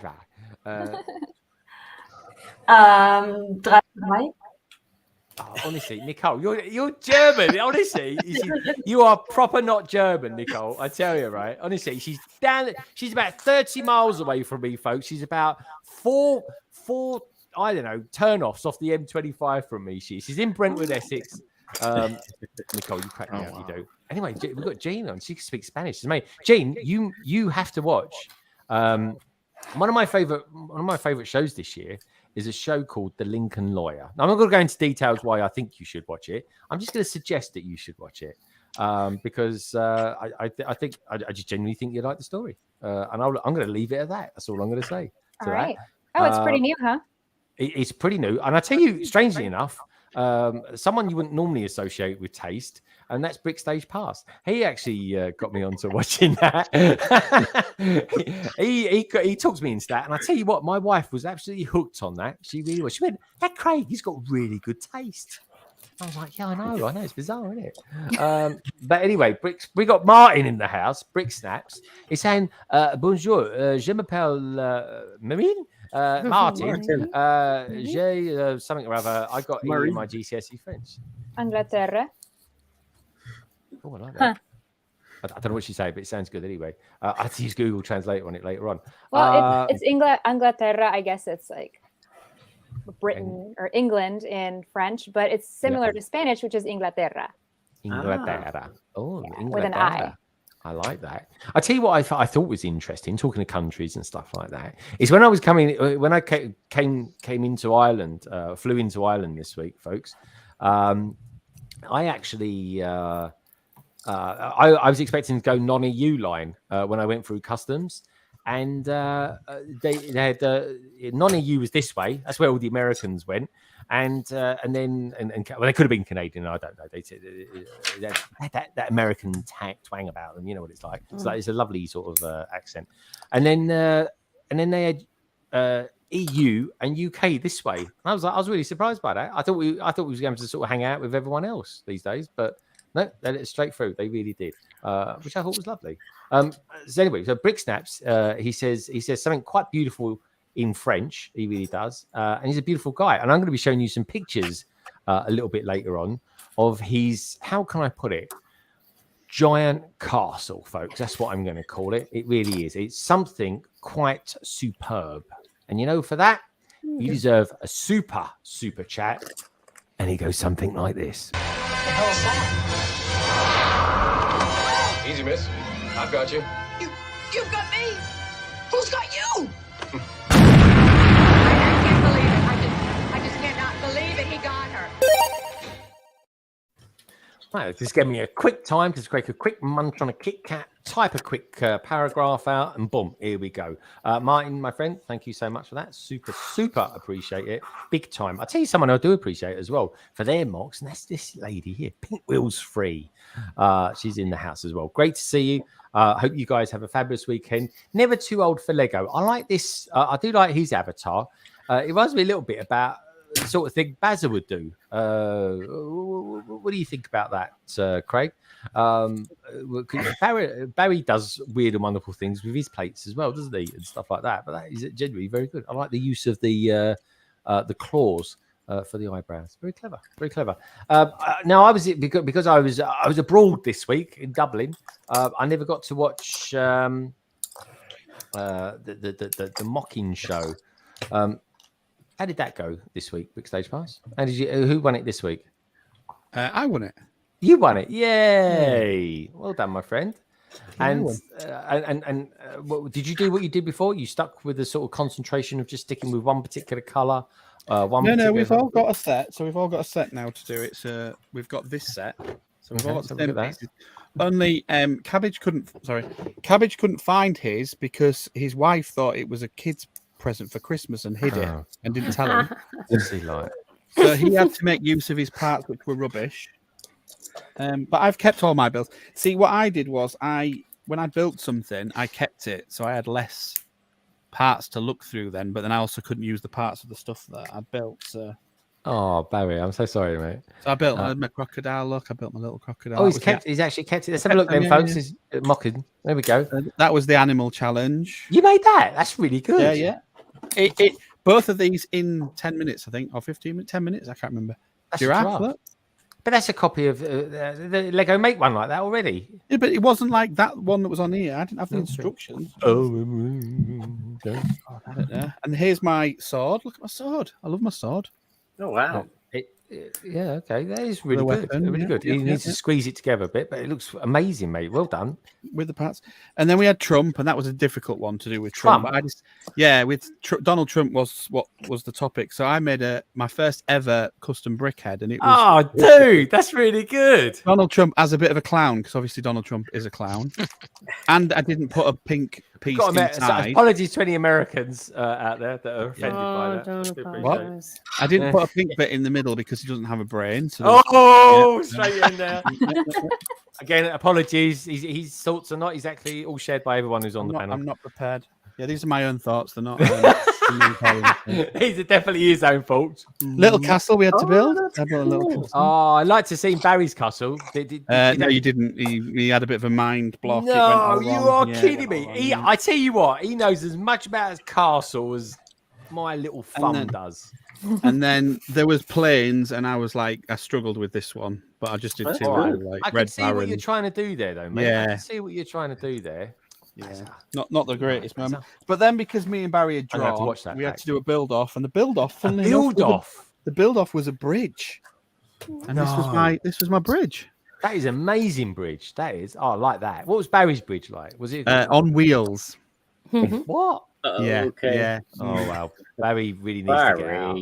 Barry, a bridge on wheels. Did he hear that properly? Did he mishear? His trump was particularly good. Yeah, he did have a bit of a meltdown on the night, bless him. But he wasn't used to his parts. He needs time to get used to the parts, and then we'll see the Barry of the first series. I'm gonna have to watch that back now. I'm just gonna fast forward through all the Barry bits. I always champion Barry as well. I really did. It goes. Barry says, "London Bridge Bricks. My castle services are no longer for you now." Yeah, I don't know. I can think of a few other castle people I could lean on for advice. And is that right, Craig? No, I can't think of anybody else. He might not be able to build the mocks, but his information is second to none. I know his information's really good, but that means he's all mouth, doesn't it? He's all mouth. No, it means he can build the sets. He's not necessarily a mock castle builder. We're not all have the same. No, I don't do mocks. I actually, do you know what? If there's one thing like that's really difficult to do is build mocks live. Barry said, "Oh, that was low." We are done, Greg. Come on, Norwich. When he builds his castle, he will then learn some more techniques because there's not just castle techniques in here. There's like full-on modular techniques in this new castle. So he'll learn some stuff and he'll be able to put it into practice, and that's how we learn, isn't it? Exactly. You got to build it. I don't mock, so I really don't. But yeah, maybe I'll come on that show one day and show how bad my mocking skills are. Yeah. There we go. This is what it's all about. It's all a good tickle of the ribs. So anyway, good stuff. Otherwise, BrickStagePass. I'll come back to you, Lauren, in a minute. Don't worry, I'm not about you. I want to know in a minute what Lauren and Jean are actually building. They're actually building something on this. This is a Lego related stream, G, but you don't actually have to build Lego on it. But it's good that you are because it kind of keeps it in text, in a textual thing, you know. So it's a good thing. It's a good thing. What else you been up to then, BrickStagePass? What else you been up to? Just work, and obviously I did SAS. I've done Wednesday, did Wheel of Mock Tune, South Thursday. I'm doing some castle stuff, so I'm building a Royal Keep and a better version of the Black Falcons. I want to do a proper Black Falcons, and just being busy at work this week. So that's my Lego week. Oh, and watching the moment of the week for me was watching Si's face when he went into the Ireland store and they welcomed him in and everything. I was like, this is awesome. And I was messaging him going, this is brilliant. And Lorraine happy as well. It's great. And then you spoiled it by looking at him like you wanted to do him. Yeah. I did. I mean, I was the icing on the cake, wasn't I, that night, Si? So you know what I'm going to do, right? I'm going to have to get some different bits of footage and make up a reel for you. You know that one, like he's my buddy, he's my friend, he's my fanboy, or something like that. It goes something like that. Anyway, so it's a new real audio sensation that's doing the rounds at the moment. I will look forward to that in fear. Yeah. It was funny though, because anyway, it was funny. I don't know. I've vlogged about it anyway. We'll see. We'll have to see what I pull out of the vault of films. That's all I can say to that. So yeah, Barry say thanks, Craig, defending me. He's a true mate there. But Craig, I mean, who else was on there on that as well? Because Martin, Cabbage was a bit all over the place. He'd not get himself in the right frame of mind before the stream, and the less said about his builds, the better. But go back and look at him if you really want to giggle. All right, I always champion Barry every single stream. I champion him. I do. Martin was on, obviously. Boom Bricks. He did a fantastic trump. He did a really nice castle as well. He should have got a few more votes. So how did you win? How did you win? Because or is it just is it the case that Martin because he takes it super seriously? That's horrid, isn't it? That's a horrid question. How did you win? I don't know. Maybe because people Who like did you pay off? I built. That's it. Oh, it's good. It's good. And then obviously Stu was on Bricks with, but Stu's not a mocker, and he was hilarious. Oh, dude, he was the guest for this week. So okay. So they're guest next month. Every month it is. There'll be another guest on. So that'll be good. Good stuff. You never know. I might be on it one day, and then Bazza can get his revenge on me. King or KO, as we now call him, is try to translate this, Greg. I don't. The best of times. It says King Lover. That's what it says. A King Lover. Really interesting. King Lover, Okay. All right. Well, for that alone, it's got to be worth a little bit of slime, isn't it? It's right here, Ray. It's looking at me. He's an ugly little spud, isn't he? I think he can hear you, Ray.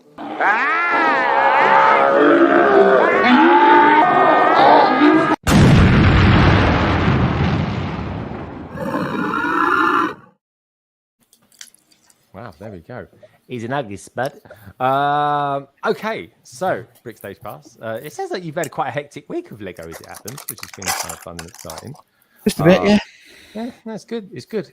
Good spouts of energy there, my friend. Now then, talking about good spouts of energy, Bright Switch Bricks. She looks like she's doing something complicated at the moment. Bright Switch Bricks, tell us how your week's been and tell us what you're actually building. Is it Harry Potter by any chance? It is. It is Harry Potter. I'm building the brickheads. It's amazing when we get 4 in this. I'm so excited that we didn't have to wait longer. Yeah, that's I true. have quite the backlog of sets to build. But I've made the first 2?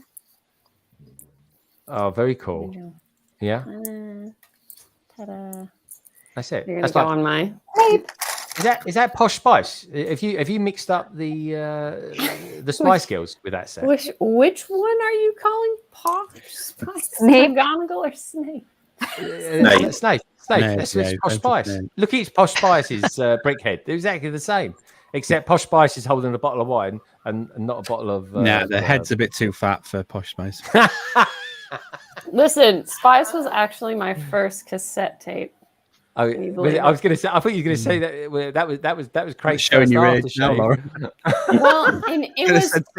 I remember the store, and I only got the cassette tape because my mom's car only had cassettes, and she gave me her cassette player, so that was the only thing I had to listen to. So really, I'm just showing my very lower middle class. Just like I don't know, we worked with what we had.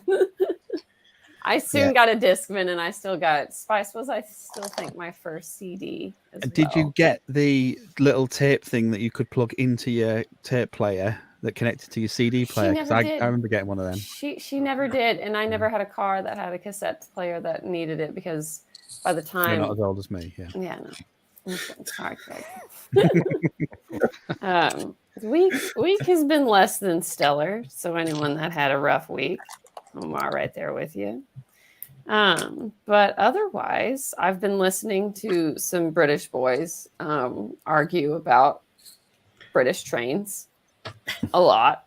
And I did go on Planet Tech's Wednesday stream and showed a very quick, very poorly videoed some footage of my Brick Fair Virginia 3, like all the Star Wars tables. I just kind of went around and did a really quick rundown, just thinking that he would be interested in that. And then he's just like, we should show it to everyone. And I'm like, okay. So I learned some technical difficulties in screen sharing there, but I'm still learning how to use my MacBook. I speak PC more often than not. Okay. So, but then that was fun. That was a good time.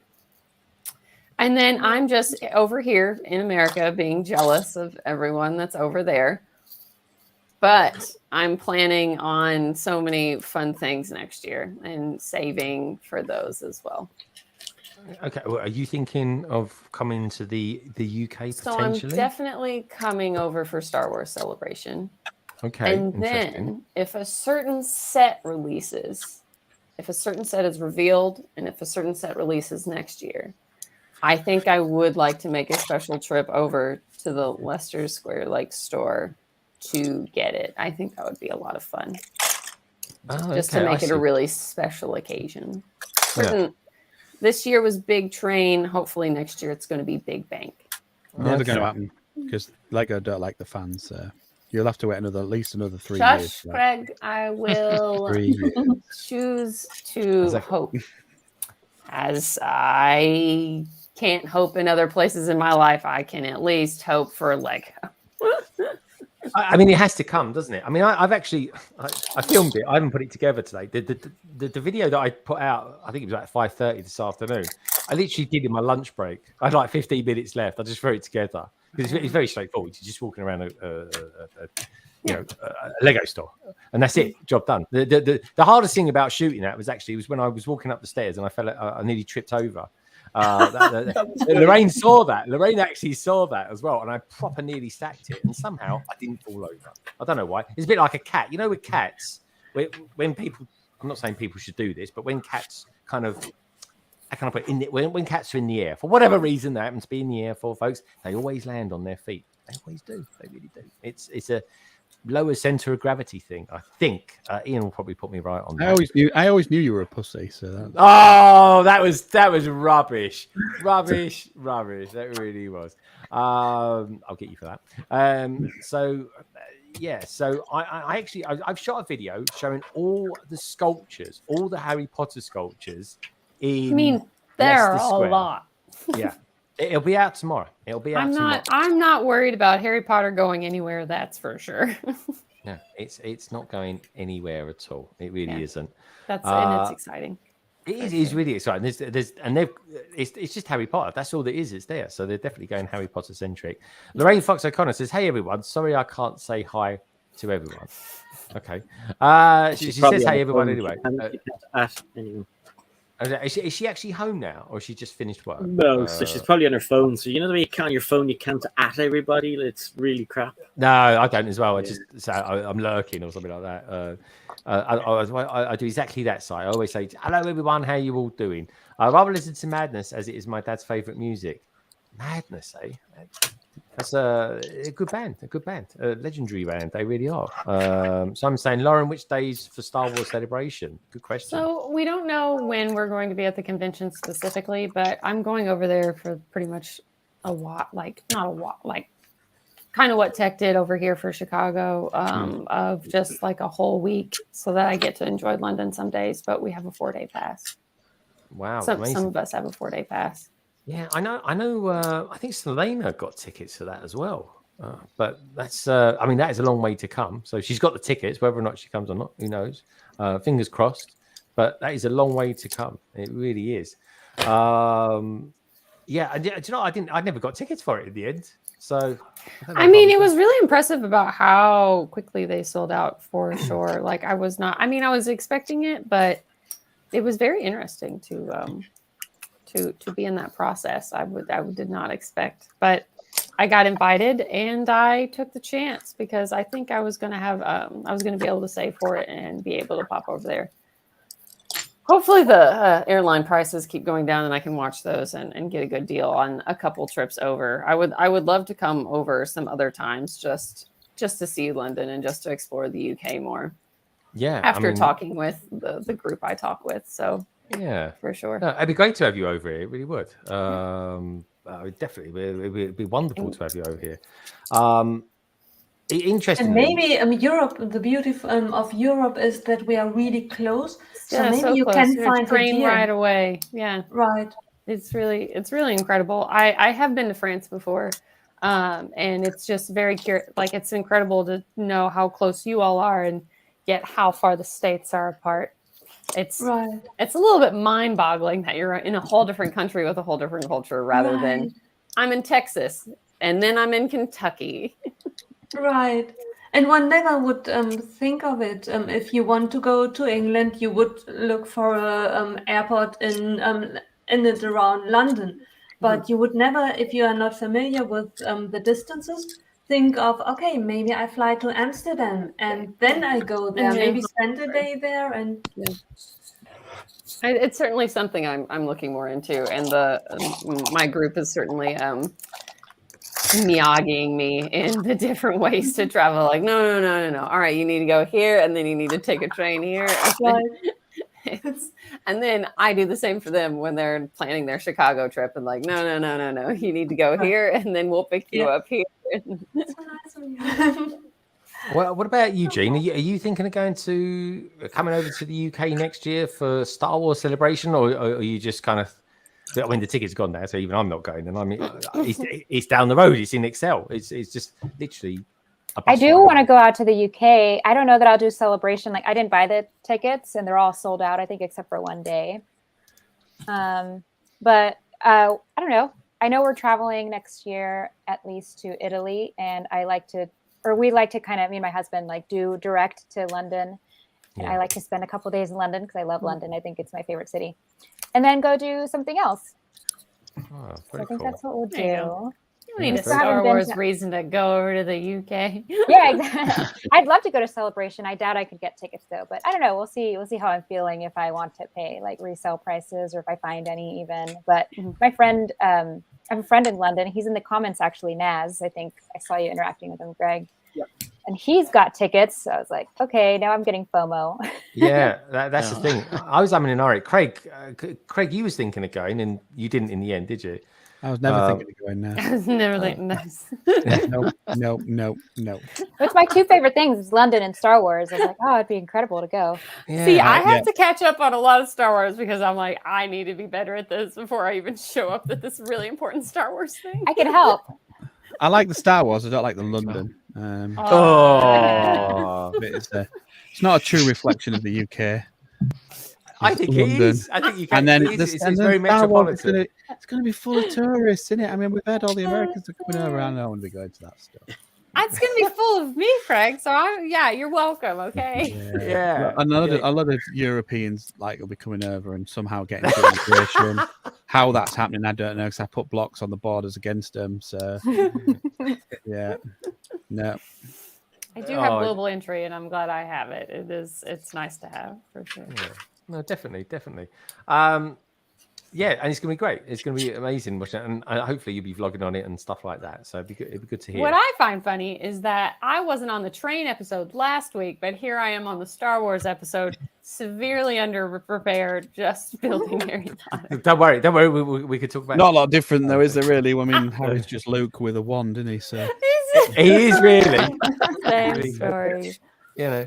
I mean, Luke Skywalker just didn't say abracadabra. And Lego did a Kylo Ren shot in the wrong color. So it's all connected. Yeah, you're meant to be the chosen one, or the one whose name you must never say, or whatever it is they say in Star Wars. I don't know.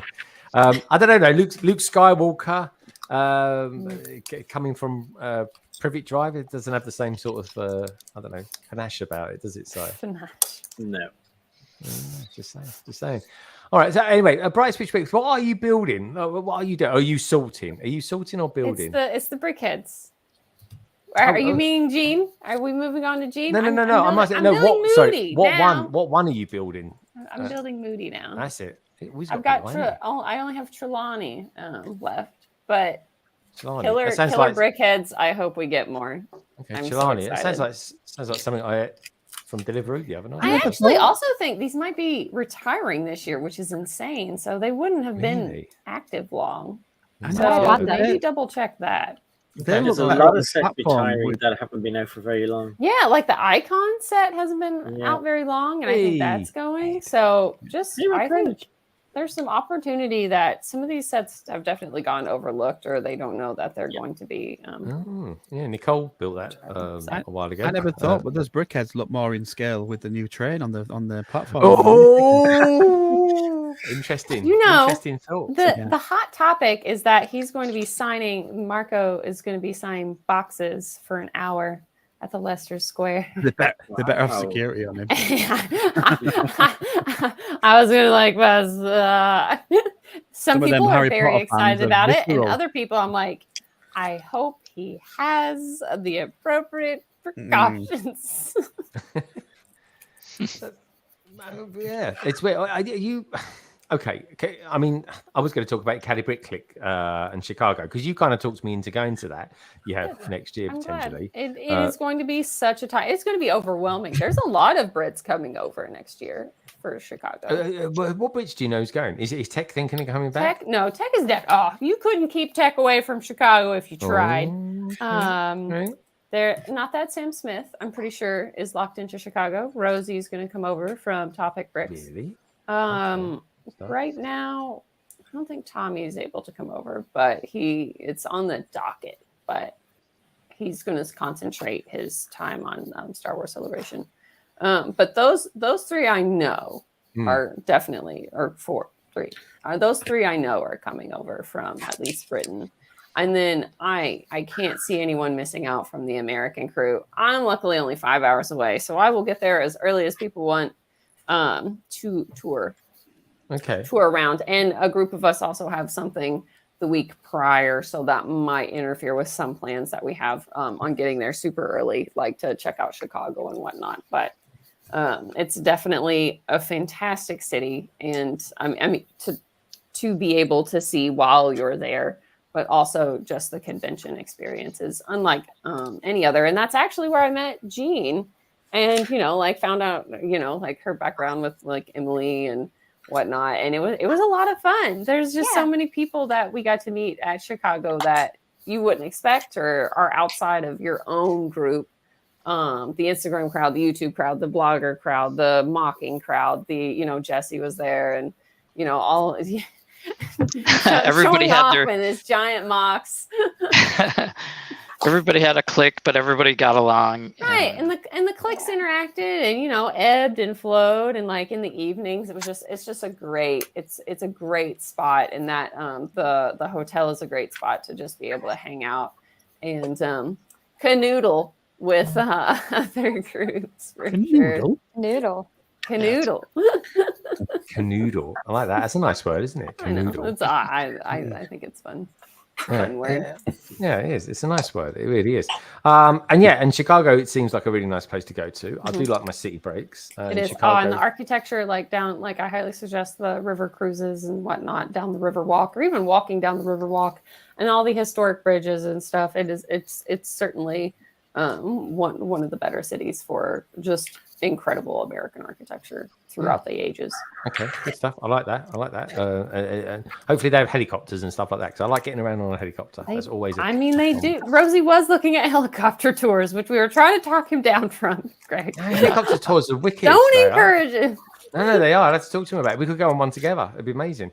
That reminds me, I flew a plane this week. How did I not say that? Yeah, I saw that. Yeah. Oh, we'll just throw that in there, shall we? We'll just throw that in there. Plane. Jessie, I asked you, what have you been up to this week? He's like, I took a jaunt. It was like a day trip we had planned, and I didn't know what was going to happen. There's this little Cessna type. It was a Piper, 4-seater plane, and we Green Bay, from Minneapolis to Green Bay is like 400 miles or something. So. In a plane, less than 2 hours. Yeah. The pilot put me in the pilot seat. I'm like, are you sure what's going on? But he did the takeoff and then basically had me fly the plane. Nice. So crazy. Not too crazy. How did it but, feel? How did it feel? Was you like holding the steering wheel? And you have a trim. Coming in too fast. Yeah, I learned some of the controls. You have a trim so that you can kind of adjust how much you have to push forward or hold back. It was not difficult, but there are there's pedals that do rudders, so you're kind of when you're on the ground, even taxiing, you're driving with your feet. That was pretty interesting. Yeah. And that was kind of a once in a lifetime experience. I think maybe we'll do it again. There's a couple I'm like, hey, we should do that again. Oh, see, you're not thinking now of like literally learning to pilot a plane, because that is something I've always fancied to do. Like when I was younger, anyway. I think that's the bug. I did not catch the bug. But my friend that took me shares the plane with a crew of different people that have like timeshare with it. And I was like, that's interesting concept, because then you don't have to throw down all kinds of loot to be have access. Dude, that's so exciting. It really is. Has anyone else on the panel ever flown a plane or driven a train or something like that? You don't even drive a car, Greg. You have somebody driving for you. Does a golf cart count? I could say that about Side as well. You don't have to be like, nothing special about that. You don't even have a license. He sits alongside Lorraine. You sit in the got back a forklift truck driver's Yeah. license, I have you know. I'm completely certified to drive a forklift truck. I really am. And a Santander bike in London. I really am. Is it true that you had a man with a little vac in the red carpet before you walked down it into the? No, I did not. What? No. No, that's a dirty rumor. At least not in Dublin, anyway. So what's Mr. Dyson? It was. What's no, he's busy in Singapore at the moment. He is, funny enough. What BrickStagePass? Have you ever piloted anything like that, or? No, I just drive everybody around the bend. Okay, that is very true. That is very true. Nicole, have you ever piloted a plane or driven a hovercraft or something crazy like that? Nicole, hovercraft? Ever driven one? Okay, No. Well, that's a short answer. She's googling hovercraft now. Don't worry, we're going to ask you to say what it is. She's worried in case you ask what it is in German, so she's good. Is anyone out there ever driven anyway? Is anyone ever piloted an X-wing or something like that? Ian, come on. Someone like Boba Fett. He's Have you ever ridden it flown like a chicken? A chicken. Have you ever ridden a chicken before? That's I- so wrong. I've piloted a canal boat.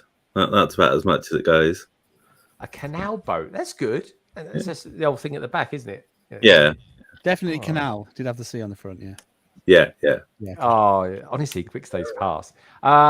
So the canal boat. Well, what did you do that? Did you find it a relaxing time off, or? Yeah, so we'd done 2 canal boat holidays. The first one, Carrie was about 10 weeks pregnant and decided that clearly meant she couldn't help with any of the locks. So I was doing all the locks by myself, and we did like round the Black Country, and there's I'm trying to think which one it is, but there was a set of the first set of locks that we did. There's 24 of them in a row. Oh. So I was doing all 24 by myself. It took us a couple of hours to get up that hill. It was Carrie. Carrie's like a foreman, really, isn't she, in your relationship? Yeah. She's good at designating jobs and advising and telling you when you're doing it wrong and stuff like that, I guess. But, yeah. And then the second trip we did with the kids and then with the grandparents as well. And so that was interesting because at one point we nearly flooded the boat, and Carrie's mum, instead of telling us that the boat was flooding because we were too close, it was a double height lock, we were too close and it was filling with water. And instead of telling us that, she went and got her phone to video it. So that was helpful. Oh my God, you were sinking. What happened? Did you hit an iceberg or something? What No, so it was because there were so many of us on the canal boat, it was one of the longest ones, and we were at a double height lock. And so when you were at the bottom of it, the water's still kind of coming in through the top door, and it was just splashing onto the front and slowly filling up the front and coming into the kind of living room at the front. So yeah, it was for a couple of days. The floor was a bit sticky, but it dried out. It was fine. So did the snails survive? Like, did you take anything else with you or anything like that? Or... No, we had my parents had a dog, so that was fun because sometimes you can't get close enough to the bank to actually put down a plank or anything, and so occasionally we did have to kind of try and jump off the boat while holding a dog. So yeah, to take my sound cut out. All I heard was Carrie was 10 weeks pregnant. The floor was slippy. We had a dog. What happened? Yeah, that's pretty much it. Yeah, you got it. You got it. Thought I need to know. It's so weird. So sorry, I got it. What dog was it? Big one, little one. was. It was Yorkshire Terrier. I don't know what it is. I just think you guys would suit a Yorkshire Terrier. I don't know why. No, I'm probably thinking of BrickStagePass. That's why. I keep thinking it's Basset Hound. He's a Yorkshire Terrier. Sorry, that's a terrible joke. Couldn't help myself there. Ian BrickBod then. Come on, what was it? A red setter? So I keep thinking it was a Basset Hound, but it wasn't a Basset Hound. It was something similar though. Beagle? A beagle, yeah. Yeah, good I shout. don't think it was a beagle. Corgi? But is a corgi in any way close to them? Just saying, just throwing it out there. It was technically my sister's dog, but then she moved to New Zealand and never got round to sending the dog over. So my parents got it instead. I mean, it's really expensive to transfer pets. Like really. Well, she moved to New Zealand about 6 months before the pandemic. Ooh, that also it probably did not help things. Yeah. At one point, she was in the country illegally, but wasn't allowed to leave the country because her visa expired, but they weren't letting people fly out of the country. Oh. So, it's like the terminal or something. That's unfortunate, but no, cool, man, cool. It lives to tell another tale. Albeit we didn't quite get to the bottom of what dog it is. So, Naomi, hello. How you doing? Naomi, what have you been up to this week?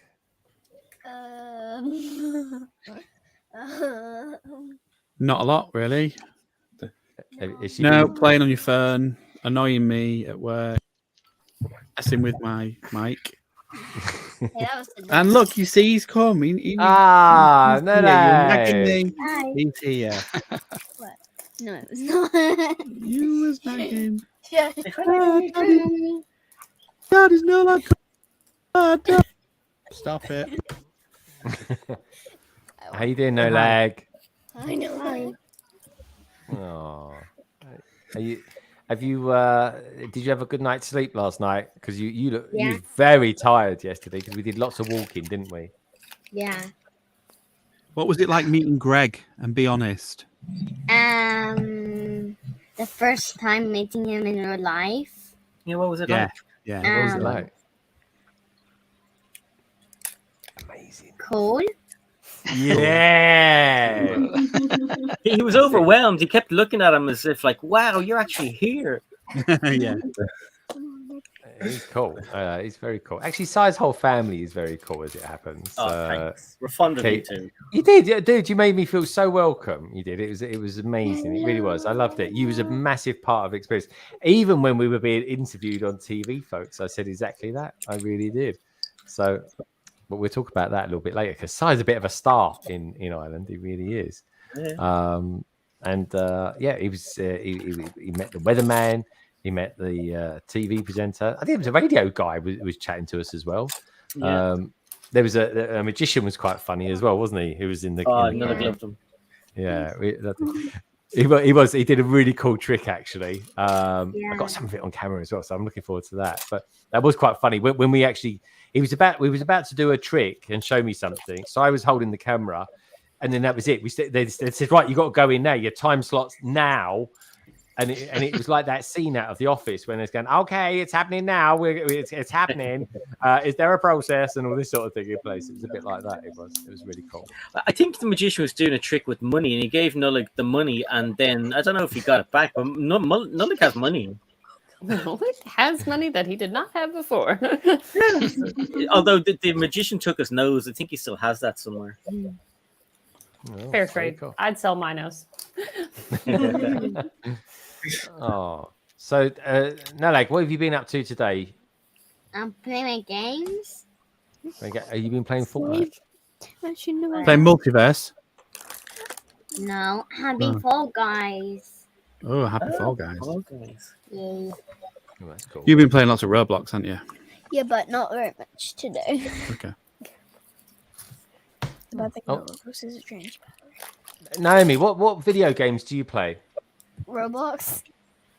Just Roblox. Roblox. Oh, okay. Is that like the in-game at the moment or something? Is it? Just one of the ones that goes round that kids play. Okay. That's pretty cool. Pretty cool.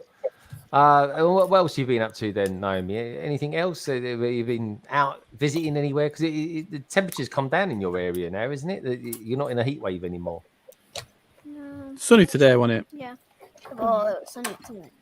Wasn't yesterday. No. Sometimes I go out and play with my friends, but Yeah, sometimes, yeah. not today. Only she's good.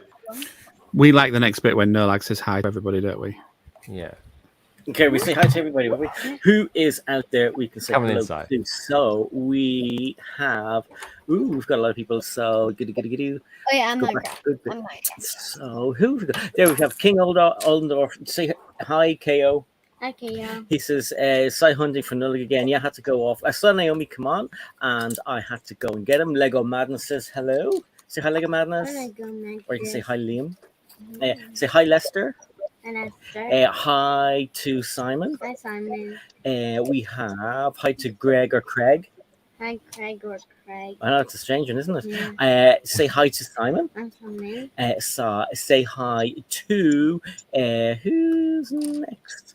We have. Say hi to Tanjam. Hi, Simon.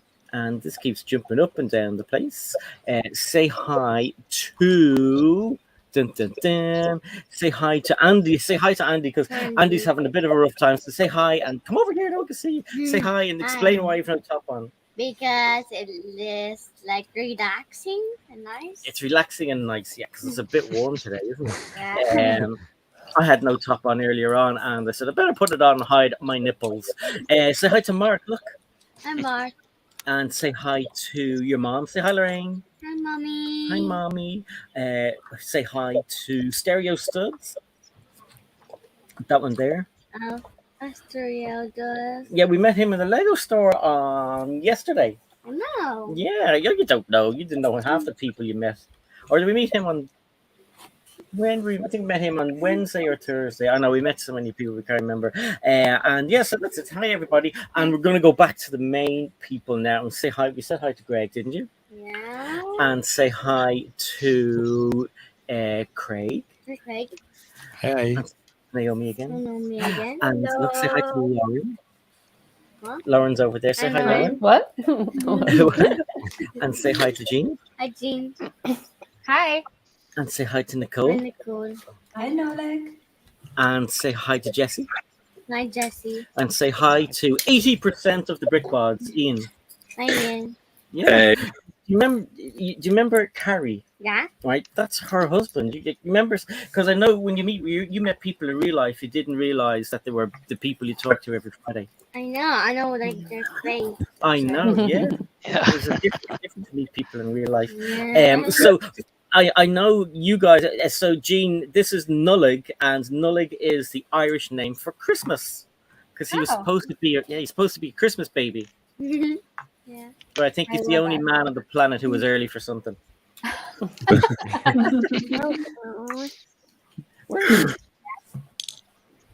Okay, say goodbye to everybody. Bye. Oh, bye, Nolag. Nice to meet you. Jean says You say nice. bye. Yep. Bye. Bye. Bye, Naomi. Take care. Hi, Naomi. That's it. Bye, Nolag. That's it. Pressure's Bye, off now, Naomi. Craig. Pressure's off now, Craig. Stop nagging me for a start. So yeah, okay. Well, Si, tell us a little bit about your week then, mate, and how your week's been, and how.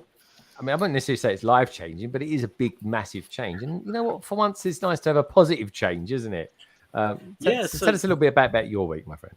Yes. So Monday, I got up. I think about maybe 11 o'clock. And then I had some teeth, and then I brushed my teeth afterwards. And oh, you mean from Wednesday onwards? Wednesday was a different story altogether. So Wednesday we got up at I think it was 6:30. I didn't know there was a 6:30 in the morning as well. That was a surprise. And then we raced into town. Red lights didn't mean stop to Lorraine. She just had her foot down on the metal the whole time. She didn't slow down once, and we went in and we met. We were looking for this guy in yellow because at the start of the day, Greg had put out a picture and he was in yellow. So we're looking around for this really, really tall guy in yellow, and then this kind of the 4'2" guy comes over in a blue shirt. It wasn't Greg, though. No, it wasn't Greg. But we eventually met Greg, and it was so weird. He was like there. So we're like, this is crazy. So we had a hug, and we looked at the Lego store, got some photographs, and we went off. What did we do then? We went off. Did we go off? We got something to eat, didn't we? No, we kind of did a bit of shopping, didn't we? We were trying to.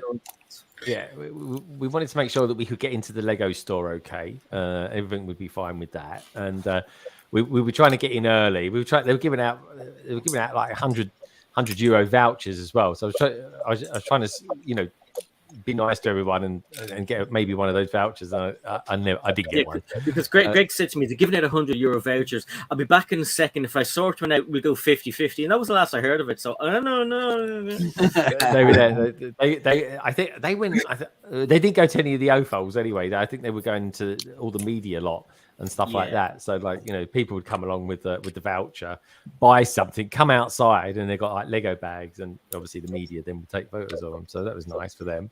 But yeah, then so when we kind of met up with each other and stuff like that, we then did a bit of shop. We went off for coffee and cake, wasn't it? Yeah, so I was really overwhelmed by the whole experience anyway, because it was just so crazy meeting Greg in real life, and it was brilliant, and we kind of were looking forward to that. But yeah, so we went off for coffee and cake, and I wanted this particular cake because I used to work in one of the places that we went to. They were sold out, so I was like, okay. But then Greg ordered this cake, and when it arrived, I was like looking at it. I was like, "Where's the rest of it?" It was the tiniest, most expensive cake I think Greg had ever seen. It was like one of those, British Bake Off cakes. It was like 67 layers, but it was like, I don't know, it was the width of my finger. Lovely. It was really nice. Apparently, It was pistachio. It was just wonderful. It really was. It's like when you go to a really expensive restaurant and there's like a leaf with a tiny dot of oil beside it, and it's 27 euros, and you're like, "Oh, this is great! I go there all the time." Really, you're dying inside. What is this shit? Oh my god! So yeah. So after that, we spent ages in there, and we waited for Carrie. Wait! Hold it there, Si. I'm not going to get you off the hook just yet with that one. How many sugars did you put in your coffee? 6 packets, because as I said before, each packet is only half a teaspoon of sugar. Sounds good to me. Fair enough. But every time we went in there, it was like everywhere we went. Right, and we went to some lovely places. We really did. It's a beautiful city. It was like they'd give you the cup, and they'd give you like one, I guess you call it a sachet of sugar. And so I would say, can I have 10 of those, please? Well, yeah, some were for me and for some were for Lorraine. But one sachet of sugar, like who? If you don't take sugar, that's fine. But like you always feel like, I don't know, an oddball because you're asking for more sugar. It was sachets or cubes and stuff like that. So it was kind of intriguing, but it is what it is. Do you want to tell them what you requested in your drink in the restaurant? We could. So some of us have ice, and some of us don't have ice, and some of us have lemon, and some of us don't have lemon. In fact, I asked for lemon, but I ended up getting lime. I'll tell you why he got a lime, right? I don't like a lemon or ice in my Coca-Cola, right? And so I said no Coke, no ice in no lemon and no ice in the Coca-Cola. So the girl said okay.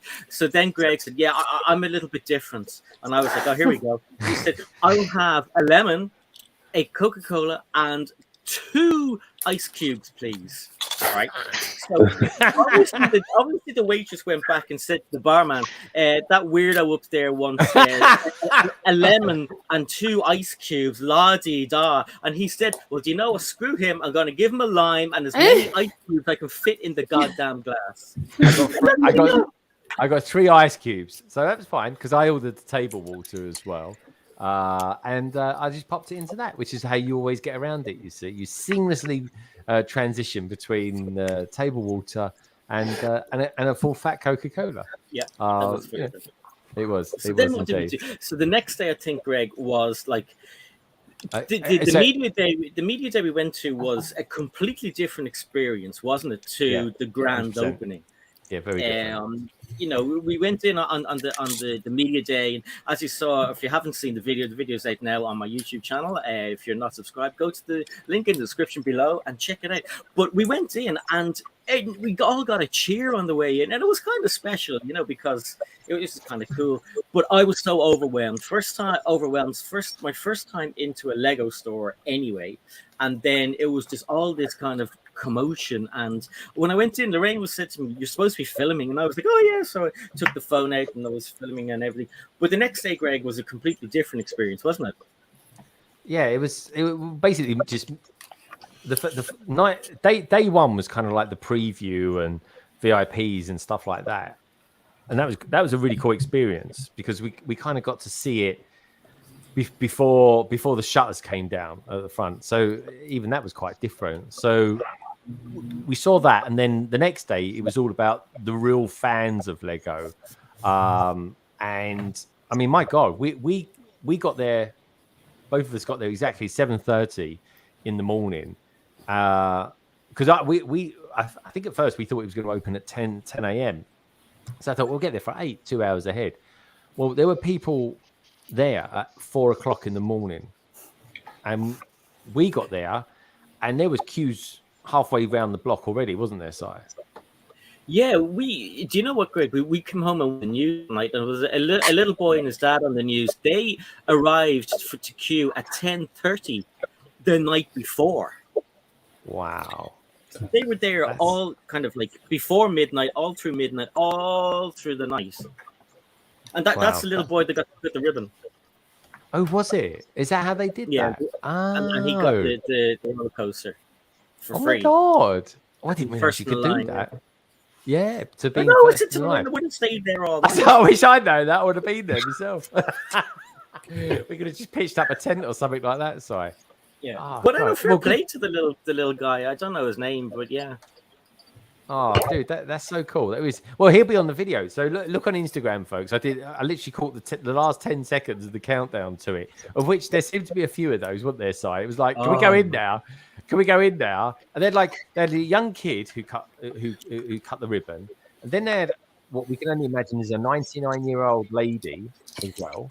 And I think they got her because you can only play with Lego up to the age of 99, apparently, I think. Honestly, she let her in before she ages out. But the funny thing is, right, if you look at the video on the Instagram, right, as soon as they've done the countdown and everyone's cheering and going nuts like that, one of the marketing people are really nudging over the giant minifigure character. Just to sort of get him out of the way, but the way he's doing it, it looks like he's trying to have a go at someone, and so she's holding him back. I'm going to like blow it up or something and put some audio to it. I think that could be quite cool. But quite the dance. I totally enjoyed both evenings, but day 2 was really cool because I got to meet Mother Bricks, which was awesome.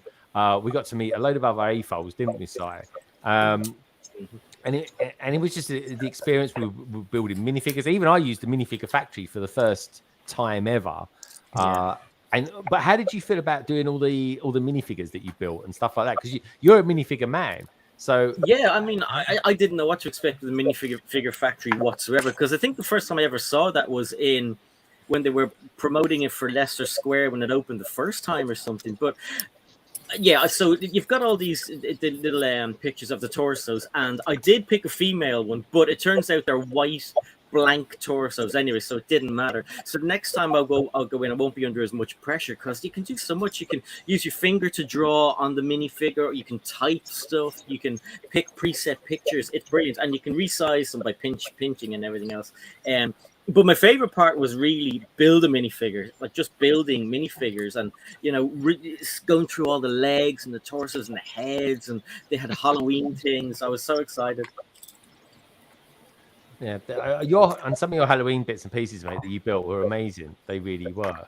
But yeah, when you picked the female figure, I mean, I didn't even notice that at first anyway. But yeah, it was.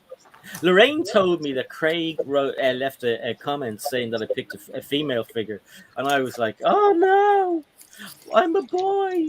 I thought you were going for the moobs. I thought you were going for the moobs look. I should have drawn rubes onto one of them, shouldn't I? I will next time. That is what I thought as well. Actually, I thought that could be your get out clause. But I agree. I mean, I genuinely almost did that myself. Actually, I thought they'd be like sort of generic shapes, but they're not. They're kind of some are feminine. Yeah, but the torsos themselves are just plain white blanks. So it doesn't matter if you pick a male or female. Yeah. Oh right. Okay. The negative space on the hips didn't come out. Yeah. Oh, that's cool. That's cool. But yeah, I built this one. He says so checking. I'll show you guys there. I'm not sure, Si. I think it might have come out. No, they didn't. I'm looking at both of them there. Oh, okay, cool. Well, let me show you this one, folks. This is one that I built. So you get an Oh, they did. I'm a woman. All right, well, let's see your one first. Then. I don't have boobs.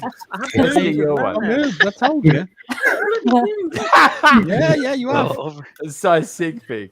He's a little indent in the little indent. My sig fig. I'm now Simone. Simone. But these are some of the two designs I chose. Obviously, there's a Heart Dublin. There's no autofocus on this because it's a laptop. And then look, you get a tricolor on the back of it as well. So if you're looking at it, it's green, white, and orange.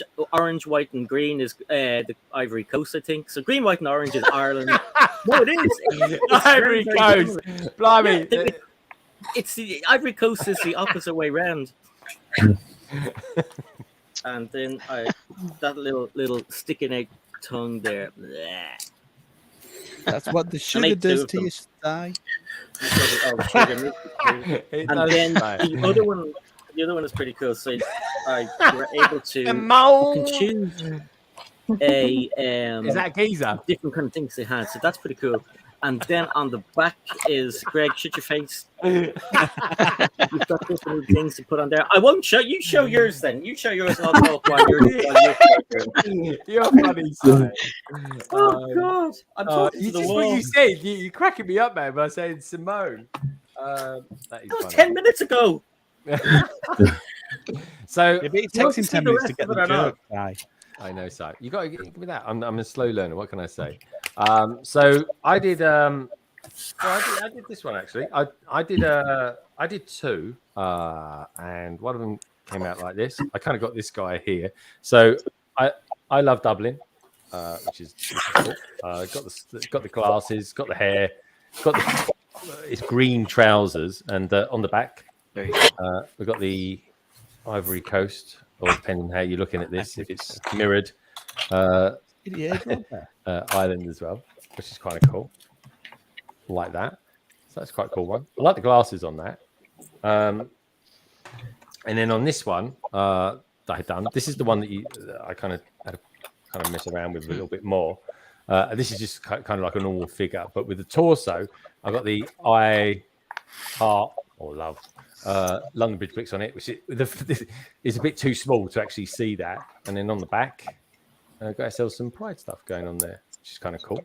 With the accessory wise, you got the PS2 or PS4 actually as well. And yeah, I agree, Barry. Yeah, size choices were there.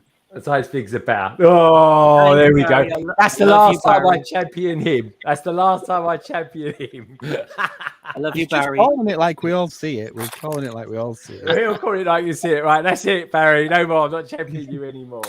I'm going to champion Martin instead from Boom Bricks. But yeah, no, fair game. But we one more thing to show off, Greg. Go on, Si.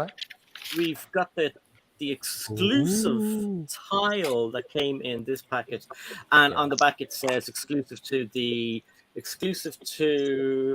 I Love Dublin Lego Store tile. So, but it's pretty cool. Now, as if you're lucky like me and Greg, you got more than one of these. That's what it looks like there. Indeed. So these are very rare, especially in the paper bag. Because Greg, did you notice they were giving them out in kind of just generic Lego plastic bags afterwards? Yeah, the one you've got there, that's the one to keep. Yeah, that's the one because they're the ones that are like the exclusive of the exclusives.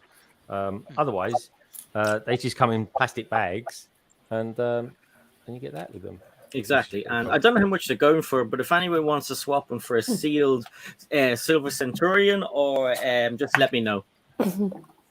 Yeah, I'm I not mean, joking. they're probably quite good for a trade, to be honest. Big time. I don't know. I mean, like when I looked that yesterday, there wasn't anyone selling any of them on there, so maybe I still haven't seen them on eBay now. No, so that's pretty cool. But they're like super exclusive and they're super fun to have. So and those particular ones. But then I think there's been like a few different variations at Leicester Square, so that's quite cool. There's been a few different ones there. So, but I'm not going to go down that rabbit hole. I'll just grab those ones when they're available. I will. So yes, Nadalian's saying, "Oh God, what's happened to Ian?" A good point, actually. Let's have a look. That's where's Ian? Ian, are you there? He's turned into a snail. Let's hope the chickens don't get him. What's going on there? So, do you know what? Here's the thing, right? Why don't we play a game? The panel, we could all play a game now, right? Let's play a game with let's name as many sets in Ian's background as we possibly can. But we'll round robin it first, right? We'll go round. We'll go around it now. Jean. This is quite difficult because it's all Harry Potter stuff, I think. But let's start with Jean, right? Jean, name a Lego set in the background here. The burrow. The burrow. Oh, very good. Straight in there. Now you. We'll go to you. I think Lauren. Lauren. Everyone is awesome. Everyone is awesome. Oh, very good. I'm liking that. Who should we go to next? I'll tell you who we go to next. Let's go to Cy O'Connor. Cy, give us another set. On the far right-hand side, Lego City Ski Resort. Okay, very good. I would like it. Well, now you, Jessie, name a set. I see an ice cream truck by the burrow, I think. Yeah, it's an ice cream truck. Ian, can you move over, please? We're trying to play a game here. And, Nicole, can you name a set for us? Earth to Nicole. Come in. An Ecto. Ecto one. All right, good stuff. Yeah. Okay, BrickStagePass. Wonderful BrickStagePass. Name a set. Either the Mountain Windmill or the Venetian House. They're definitely there. The Venetian House. I can't see the Venetian House. Is it there? Oh yeah, it is. Plummy. That's it. That's a good spot. Okay. The Venetian House is here. See, you told no, you. no. We're guessing. Oh yeah. Okay. Yeah, we're guessing what the name of the set. That. Don't drop it. Blimey, very nice set. Okay, who's next then? Ian, name a set from your collection. Only one that Carrie's allowed you to build that we can see on the screen. One that I've been allowed to build. There's not many. The stump plane. Stump plane. All right, fair enough. I was allowed to build that one. You was allowed to build that one. Yeah, that is a man under the thumb there, folks. I'll tell you. Used to Shrimp Shack as well. I tell you what, dragon from.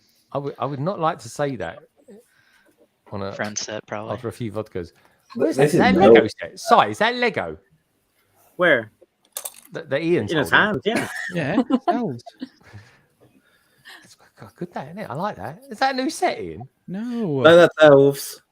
Oh, I don't know any elves. They're very old. Every time I time so. Yeah, All and right. I also see the Halloween's spider/bat because there's a debate over that. People go mad. That is a fish. Sorry. Show us your fish. You put your head to the left, it looks like a fish. I'm not going to do that one again. Oh my god, yeah. Oh my god. Ian, show us that fish. There's the lovebirds as well. Which fish? Oh, the fish on the hanging up. The lady part fish. All right, the bloody bat. Come on. Honestly, he's so literal. There we go. That is look. What is it, folks? Come on, everyone in the chat, please have a go at this. Jean, what is this we're looking at? Right? Is it a bat or is it a fish? Or is it a crab? It could be a crab. Bat. Okay. Crab.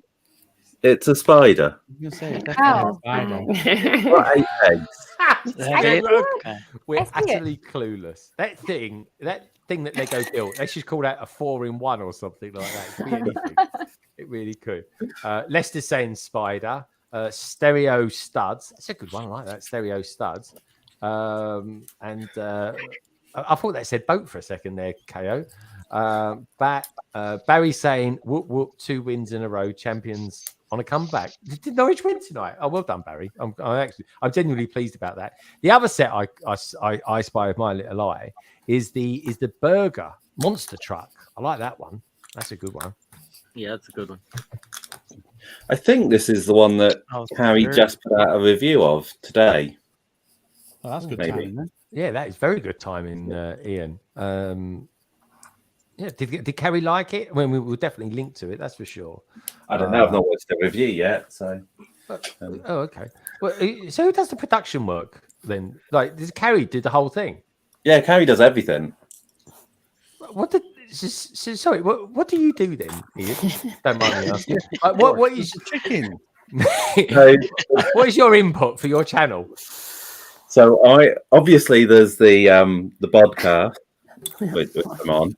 Oh yeah. And then I do all of the tech for the streams, so all of the GIFs, all of the motorizing of the city, and automating all of that.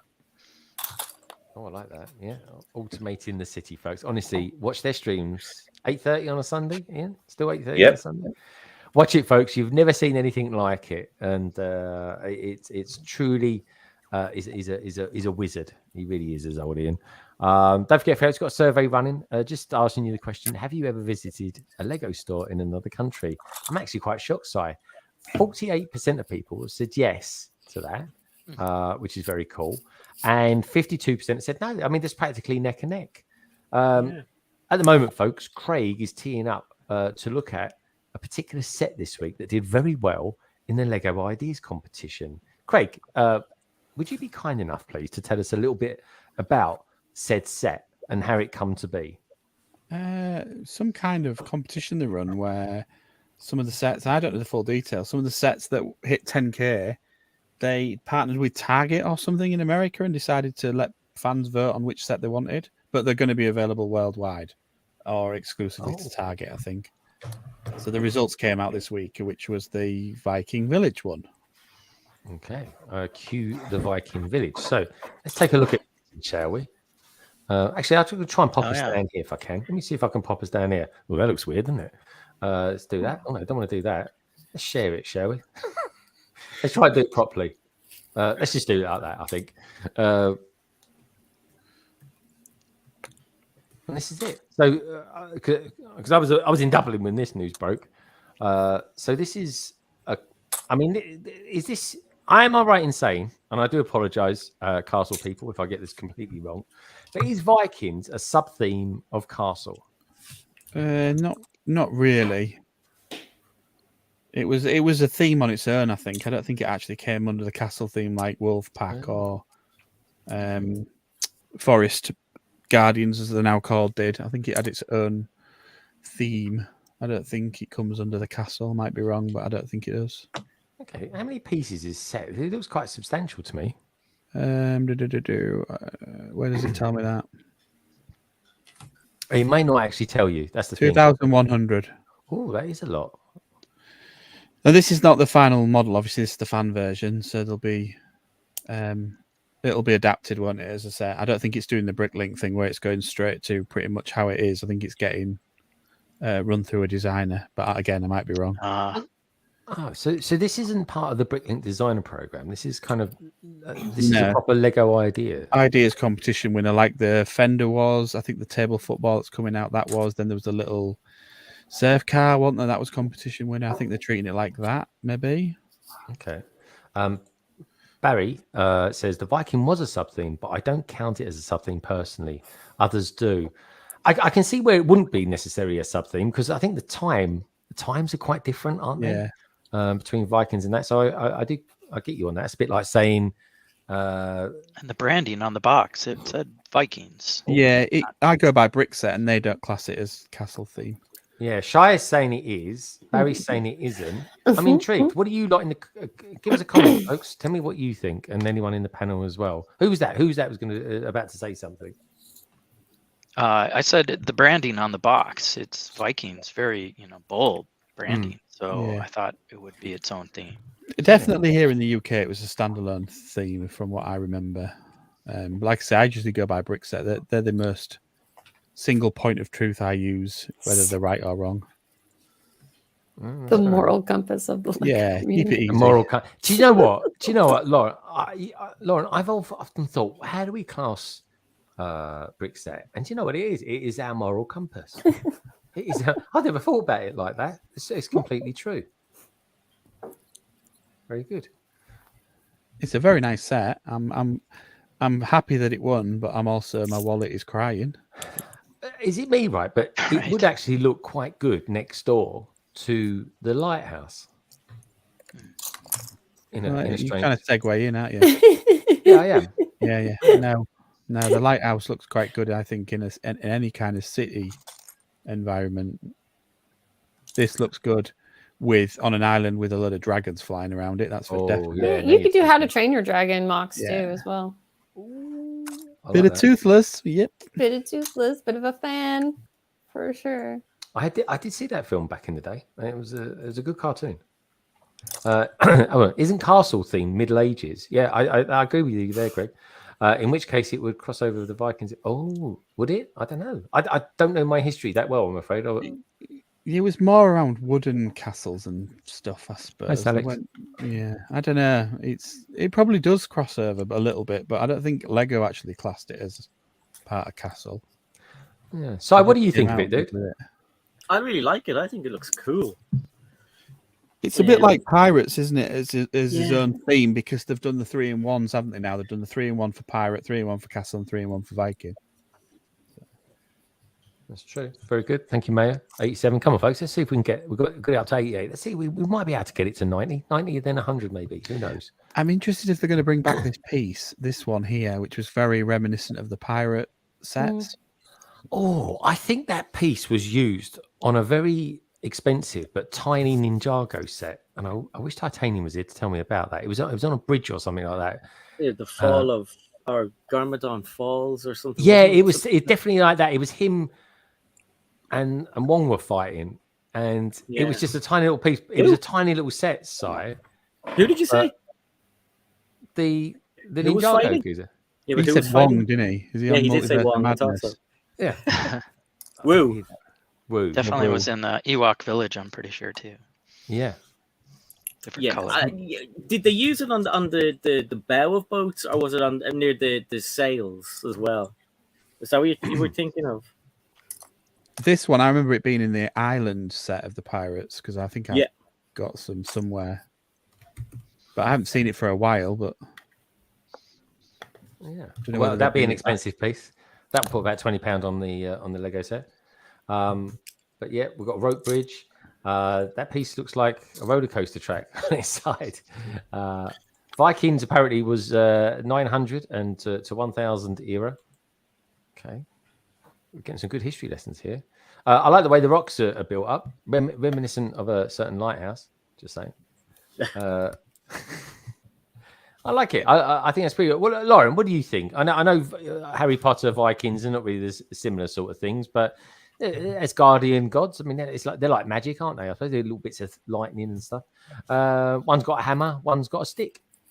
You know, quite similar, really. I don't know if I could turn this into quite anything other than like a source for a lot of like really nice dark brown and stuff.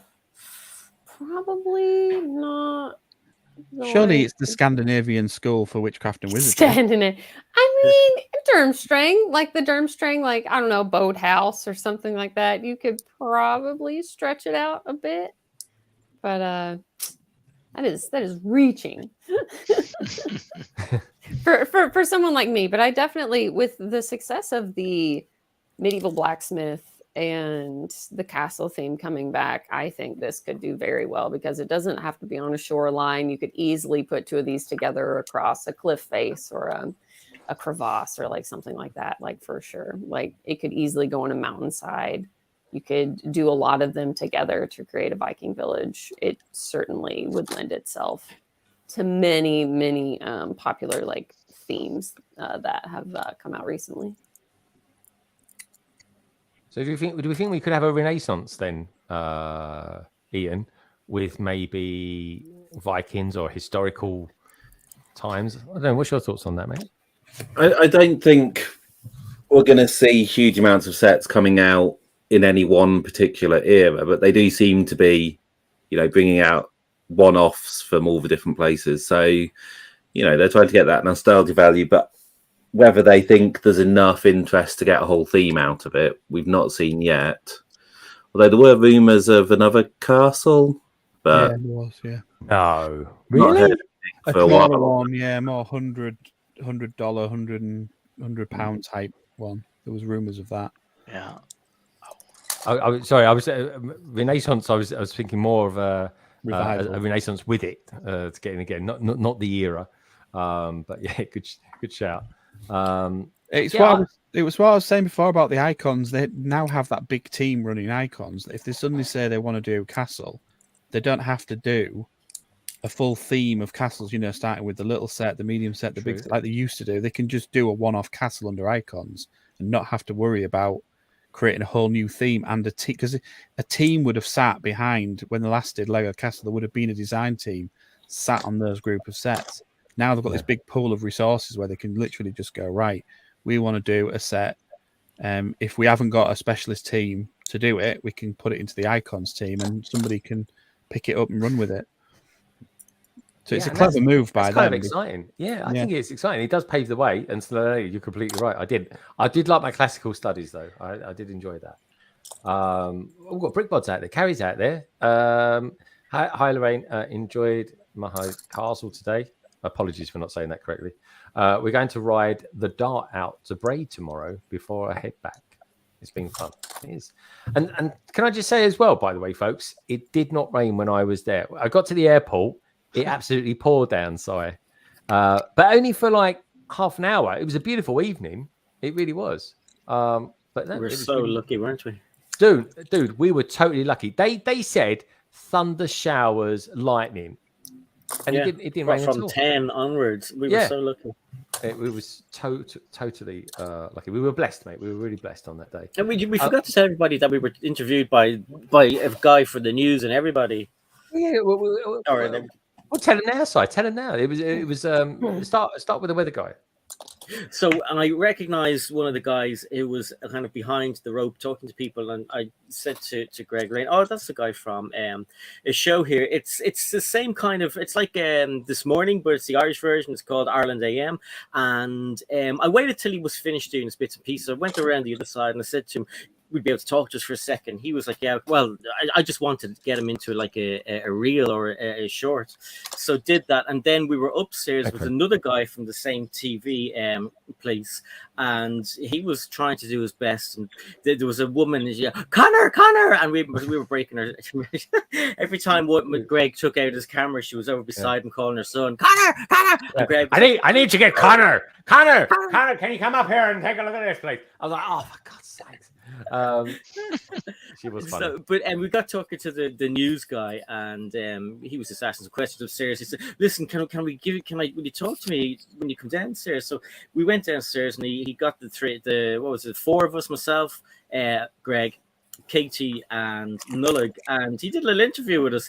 But unfortunately, he didn't put Greg in, and he didn't put Nullig's talking part in. So Nullig was very disappointed. He said, "What, Mommy? Why did he not put my talking part in?" And we were like, "Well, they kind of have to edit stuff." But obviously it was too good a piece, and it would have made the interviewer look weak. That's really what happened. Well, yeah, I'll tell him that. This is true. This is true. But I was disappointed. I was hoping Greg would get on as well, because like it would be kind of like a big thing for the video, and show people back when he got home and everything. Yeah, they didn't have the wide camera. Oh, come on. That was a cheap shot. Did you see how long he's been waiting to say that, Laura? Honestly, it was a cheap shot. It really was. But no, I just love being there. It was just a cool thing. I mean, I started talking about COVID and community and stuff like that. They probably thought, oh, God, where's he going with this? And so I was a bit more energetic than I was. So but it was good. It was a really fun experience. But Si's like media radar going off. He's like, beep, beep, beep, beep. And yeah, they love him. They do. The camera loves Si, that's for sure. It really is. But yeah, so I tell you what, folks, we will tee up some pictures in a minute. But first of all, we'll take a look at the big release this week, which is the lighthouse from Lego Ideas. So let me just add this to the stream, and my man can do his thing on this. Craig, are you okay to drive on that one, my friend? So like I was with Si for the last week or the last 2 days anyway when this story broke. Craig, would you be kind enough to tell us a little bit about it and panel, especially like the likes of Jean, Lauren, and Jessie? What do you think of it as well? And what, being a mocker, Jessie, what sort of things would you do with it? And for Ian, I just want to know if you feel Carrie will actually let you build it. So anyway, Carrie, I jest, of course. Craig, tell us a little bit about this set and how it's come to be and stuff. So it's the winner of the Ideas review, one of the whenever it was. It's finally got revealed. There was a leak before, which I think triggered quite a little bit of worry that it wasn't motorized, but clearly it is. It's $264.99. It's about 2,120 pieces. First thing people have said, it looks fantastic, but it's very expensive. I don't think it is, because they've obviously included a motor, light, and a battery box in there. I think it's about right with prices. I don't think it's that bad. I did not want it when it was voted on and it got through. I was kind of disappointed. Now it's come through. I think it's beautiful, and I like the fact that they've gone with the minifigure size. So yeah, it is expensive, but it would go in a city. It would look equally as good sat on somebody's windowsill or shelf or something. Can you help me in regard to the price? You said there is a motor in it with all that comes with it. I know the prices that Lego theoretically wants for a motor and the stuff. How appropriate is the price that Lego wants for the components? Well, it's difficult, isn't it? Because they don't have to sell them at what retail is. But I think even if you take out the 65 English pounds, if we do it in English, you would probably pay more than that to buy them individually. So then it's on par with 2,000 pieces, £200. It's about what they've been charging for. Yeah, sets. I'd agree. Take 100 off for the motors. But is that really what someone would pay for that piece of Of if you wanted material? if you look at it this way, if they charged you 200 euros for this and it didn't come with the motor, the light, and the battery box, and you had to go and buy them, you're going to be paying more than the 65 euros or 70 euros, whatever it is, the price in euros, to get to buy them from Lego. So unless you've got stuff that you already have, then which some people will, and I get that, but you can't really sell a motorized lighthouse that doesn't have all the function on it. And I don't think people would have wanted it to be like the roller coaster where you've got to go and buy the stuff to put it on. So I kind of agree. Right, and I don't question that. It's just when I look at a set like the yellow train, I believe I paid 80 euros for my 2 trains each, and it came with a motor and a remote and a hub, and included was the. Was that full price though, or was it discounted? No, it was via Amazon discounted. Yeah, so this potentially could be discounted, couldn't it? So I'm into a different argument there, where if this drops in price, does it make it better value? Of course, that could be with anything. Yeah. But the original price of that train is expensive, the retail price, because they include the motors in them, and we all know that because the piece count is low. That's what I wonder, because you talked on yesterday about the Home Alone set. And I think the Home Alone set costs 200 euros, has double the pieces, 4,000 pieces. How much can we really deduct from the price for the additional components, motor, hub, and control, to really make it comparable? But you can't. The only thing you can do is that little knowledge in your head to think, if I had to buy the motor separately, am I still getting a decent amount of value? And I think, yeah, you are, because you would have got a 200 euro set and then had to pay for all the stuff. You could have just had a wind-up handle, which I'm sure people would have liked that choice, but it was a motorized lighthouse that got through, and their thinking was, do we do it in the smaller scale, which they could have done, but it's opened it up to a bigger audience by doing it in a bigger scale. Right. And that I like is just for all the components, all the hubs, all the motors. When I look at Lego's website, the prices really shock me whenever I see these components. They look to me astronomical. They are overpriced, but that was always that. The thing is, that's never been any different, because if you want to buy 9-volt motors now, they're like gold dust, and there's loads of them around. Yeah. But they were really expensive to buy back in 1992. I can assure you, because I tried buying them, and it was cheaper at those times to buy the train set from a toy shop than it was to go onto the catalog, the old filling it in and paying the postage for a train motor separately. Yeah. So they've always charged a lot for their electrical stuff, regardless of. And you used to be able to get like Power Functions box, didn't you, on Amazon, like the little set they did. But I don't think they do that anymore, do they? They don't do like a box set of it. It's all individually ordered. Yeah. Okay, so I'm curious. Let's flick through some of the images, shall we? Ian, you got any thoughts on this set? Yeah, I like the set. And obviously, from my point of view, I will be looking at stripping out all of the motors and replacing them with my own. So it's a bit annoying that you're paying for motors that I'm not going to use. Just because, if we have this, then obviously it will be automated. It will be in the city, and you'll be able to trigger it from the chat, which means it needs the Bluetooth capability in it. And it's just coming with a standard battery box, so I can't even use the Lego stuff to control it. But I'm happy to hear that the light is just a standard LED and then a reflector box, because that means that'll be much easier for me to replace with a custom one. But yeah, it's a nice. Is it like a train light? Is that what they have in it? That's what it looks like from Tiago's review. Like one LED is coming to here, and the other LED goes up into the top. Okay. And then it's the lens that they've used, that's pretty whatever cool. its special name. That is quite cute. Mirror sticker as well. It's a little bit noisy, isn't it? I thought that, Si. I saw Tiago's. I've only literally seen a couple of minutes of it, but I think it was right at the beginning, didn't he? He had it turning around, and I was like, yeah. That's quite noisy. I think Ian's right. Lego motors are really, really loud, and they're usually a lot of people do want to change them for the different ones, not just for the connection reason, but because they're a bit more quieter, aren't they, Ian? Yeah. I don't really understand the whole Lego motors stuff and where they get the pricing from and all sorts of weird decisions that they've made. Like the fact that they don't have a rechargeable battery box, to me, seems ridiculous. Which they used to have with the power. Yeah.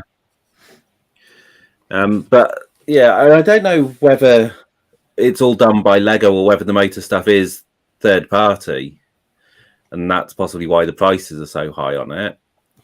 But yeah, I don't know. It is what it is.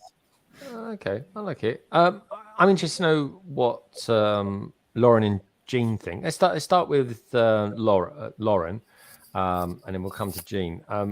Now, I don't know. I get a sense there's a little bit of Harry Potter-esque about this. I could imagine this being in the Harry Potter universe. I know it's not. Well, not far off the third book, is it? I can see it being more incorporated. I probably could see it in the Fantastic Beasts, like an important something taking place in, like. Yeah. There are a couple sea scenes. I think one's in the background with, like, I don't know, when like in the first book, when the Dursleys like move out, like they're apparently on an island, on a rocky island in that shack to get away from everything. And then there's a lot of like cliff sides and I think lights used there. But this reminds me of my parents, in all honesty, because New England, especially in America, has a ton of very iconic lighthouses, like Cape Cod, Maine. Like the entire New England coast is speckled with some very like kind of famous traditional lighthouses. And I could also see a lot of people doing some black and white that's good angle. Stop motion for the lighthouse with like Robert Pattinson and stuff. Yeah. I I think it's a great standalone set, and I could totally see it in like a main Airbnb. Like that's what I am picturing it as, like a classic. I don't know. You're vacationing on the coast, and this is just the one Lego set that's just randomly in the corner. Yeah, you definitely could have that. I have to say though, the guy who's living there, his house, Lauren, he needs to get out some decorators in. You know what I'm saying? To be fair, look, they paid me a lot for those shots, and it's not my house; it's somebody else's. He is eye candy. I'll give him that. Exactly. You know I mean, they had 58 cameras on me and 3,000 filters, but the results are good. I like the good use of ashtrays in that shot. That's a good one. Seize the pod. It is, yeah. It's certainly funny, but I mean, I really like the set. I'm probably, I might even get it for my dad for like Christmas. I got to decide which one, if he wants the pyramids or if he wants this. I usually always get him a set for Christmas, but this is certainly, I see the appeal. I know a lot of people think it's expensive, but for a one-off to bring in new people, I think lighthouses, city builders are going to be, it's going to be bring in a new crew of like very nautical, like there's a ton of nautical people that collect kind of these trinkets and scale models and stuff. So I think that's going to bring in, once again, another group of people that Lego are trying to appeal to, especially in the adult demographic. Yeah, I agree. It's a nice rug as well. Aztec style. Love it. Jean, now I know this isn't your thing, but I am a bit like, if I don't get it, if I don't necessarily like something or it's not something I'm going to buy, I can kind of appreciate it. Is this something that you can appreciate? Oh yeah, I think this set is gorgeous. I have a few friends of mine actually collect like the non Star Wars, what do you call it? Non-branded or non-licensed. No IP. Oh yeah, no IP. IP Stuff. Yeah. A bunch of my friends collect this kind of stuff, and that's one thing they were talking about was the price. Now I don't have much input, like experience with Lego price, because I just started buying Lego very recently, but I thought the price point was pretty fair considering the motorized. So I'm on the this is a great set team. Yeah, I do as well. I think price-wise, I thought it was £300, and I was like, oh, that's a bit steep to me. And I genuinely, honestly, before I knew this, I thought it should be about £275. And then when Craig said, oh no, it's actually £265, I was like, oh, that's totally fine with me. That is. I think it's good. Jesse, how do you feel about having this, say, next to, I don't know, the Daily Bugle or something? Well, I've got my hands in a lot of different mocks, if you will. The Lego Train Club being one. We really don't have a water feature though, so I think just like the Viking set, these are things that need to go towards some sort of water feature. So, you can't just put a lighthouse in a city if there's no boats that it's lighting the way to. So but yeah, they're I like the shack more than the lighthouse as far as architecture. I like getting the shack is really nice. The window, the arched window in dark green, the way they've done the stonework on the corners. And then I think you get a bonus with a lot of the printed elements. It looks like the little dinghy boat is printed, that archway, the map. I think it's a sticker on the back of the boat. You think Yeah, so? it is a sticker. Yeah, 100%. Oh God, they've actually made it look like there you can see it. The seam. Okay, but it does float. It does float boat. That hat for the that looks nice. Maybe that looks good. I think they've done that maybe in like a raincoat yellow, but for hidden side. Oh yeah, that was a good lighthouse for that side. Yeah, well, I think that minifigure came with the shipwreck. Have we ever had the boat in white? I know it in brown and black. I don't think so. Oh, white is a new one then. Good shout, Nicole. Good stuff. And it looks relatively easy to add red to it as well if people prefer the red and white. Do the stripe, yeah. There doesn't seem to be a lot of like tricky pieces or specialized pieces on this, you probably could quite easily bricklink it as well. To be perfectly honest, save yourself, some of the money. I mean, these are big ugly rock pieces. Nothing stands out. The garage doors are obviously easy. The only thing you wouldn't get is the lens. But if you were just after a cheaper looking that looks good, then you could probably do that. Or upscale. Bigger. Yeah. Yeah, I think it's cool. I think it's very, very cool indeed. And well worth the money. Will I get it? I'm going to do probably be a bit like Stelena and get it on like a sort of double VIP points day or something like that, or maybe an 8-fold day. We've got one of those coming up soon, haven't we, Craig? Yeah, in September the 10th, I think. I don't think it's gonna fly out, and it's gonna be. I think it'll be around for a bit. Yeah. So I don't think there's an immediate rush to get this day one. It's certainly not day one for me, but it is definitely piqued my interest when I wasn't interested. My poor wallet, yeah, the dark blue 32 by 32 in it. Or hopefully they'll be on Lug Bulk. Good color palettes in there for sure. We hit the 50 thumbs up. Thank you, folks. Really appreciate that. Yeah, I like that. Okay, cool. I think Craig's asking what Airfall Day. Airfall Day is if you're in a lug, you get a 50% discount on set days in Lego stores only, physical stores in UK. 50%? 15%. I just got a heart attack. Okay. If you want a bigger discount than that, then you need to go in the showcase. If you're in a lug and you get your model inside the store, you do get a 30% discount. I think it's 3 sets and a Pab Cup, something like that. 30% off. Yeah. That's weird, wasn't it? The Pab Cup is it a nice gestural sort of thing? But it's free Pab Cup and 30% off, because sometimes we do it where the coordinator gets the Pab Cup and the person putting in gets the sets, because there's a lot of work that goes on organising models going in and out. It has to be done for free by somebody in the lug, so they usually have a coordinator there, but every lug's different.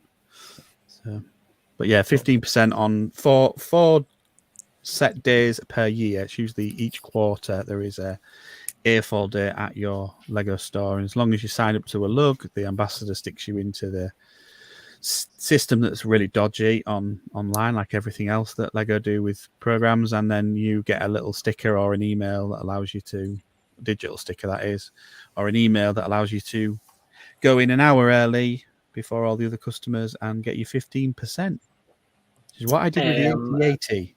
Yeah. Andy asked earlier on, who's on the screen now, do any of us get a stick, which is, do we ever get slagged off by any of our workmates? Because he does, and they just seem to take the piss out of him because he's into Lego. So in the chat, everyone has been supporting him. But here's a question for maybe you, Craig, because you have the lug knowledge more than I do, and more than probably Greg, you do as well. I only found out I'm in a lug recently. I was in it for 6 years, and I just got an email reminding me. You're in a good one there. He wants to know, how does he get into a lug? So yeah, you look for you can go on to the public face of the ambassador network by looking at it, and it will tell you. Put it in the chat. Yeah, it will tell you your nearest lug that's close to you. But you don't. Some of them don't. You don't have to be close to them, because like go online. Yeah, Brick.ie in Ireland has obviously got 800, 900 members. And I think there's not many lugs in Ireland. Two, yeah. So, and then in the UK, there's 4 or 5 now recognised. So they're relatively easy to get in. So it depends where you're based. If you're obviously London, then London Airfalls is a good one. But there's the Brickish, which Ian is a member of, which is the national lug that covers all of the UK. And then mine's a Yorkshire lug for most of the north of England that I'm the ambassador for. Because the graphics were on his face the whole time. Yeah, so you just look them up, then you'll contact them, and then some have membership fees, some don't, some have engagement rewards, some don't. It's all different, but the general thing is, once you're a member, you can then go into the VIP program as an Airfall, and that's how you get into the Airfall Day. Yeah, do you guys want to answer that question maybe that Andy asked? Like, I mean, has anyone found out from work, or have you told anybody from work that you're into Lego and then had a negative response? I know a lot of people have had positive responses, but has anyone had a negative response? I've never had a negative response. Has everyone told their friends and people in work? I was in a global meeting today with 90 people in it on a Zoom call, and I was just here as I am now. So we're the firm I work for are completely open to everyone and everything at any time. So so everyone can be who they are. So I'm kind of blessed and lucky in that respect. That's for sure. And I always believe in live and let live, and each to their own. And so yeah, if I do, then it's behind my back, and even then I don't really care, to be honest. It's so I mean, I'm too old to worry about what people think, to be honest. It's come a long way in the last few years, with especially everything. like the Lego Masters shows. Usually that's oh, you're into Lego, have you seen the Lego Masters?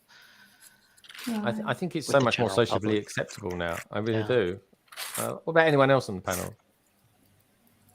I mean, we've got a Slack channel at work for Lego, so got quite a large number of people who talk in that, which is international. So that's interesting because we get I think a guy in Israel gets access to quite a lot of sets early. He builds them for his local Lego store, and so we get photos of those, which is quite exciting. But I mean, generally, I've not had anyone say anything about it. But then again, they don't say anything weird about me owning chickens either. So, it's just a very accepting place we work. Yeah. And times, as Jessie said, times luckily change, because when we look back, what did people say about people who are into computers? They were nerds, they were outcasts, not cool. Nowadays, software designers, coolest guys on earth. Marvel, DC, comic books. For the longest times, there was this cliche: if you are a guy and you want to go out with a girl, better not tell that you are into comic books. Nowadays, girls are as much into comic books as men are. Luckily, times change. And you only can tell and hope that people are open-minded, and that you can tell guys, you are into soccer. Soccer is a game for boys and for children who play it. Okay, there is a league. People make big money out of it. All of a sudden, it's cool. Who is the judge of it? Everything, if you pick on it and you are not into it, it's ridiculous. Some say it's Marvel, some say it's comic books, others say it's Harry Potter because only children read Harry Potter books. That's bullshit.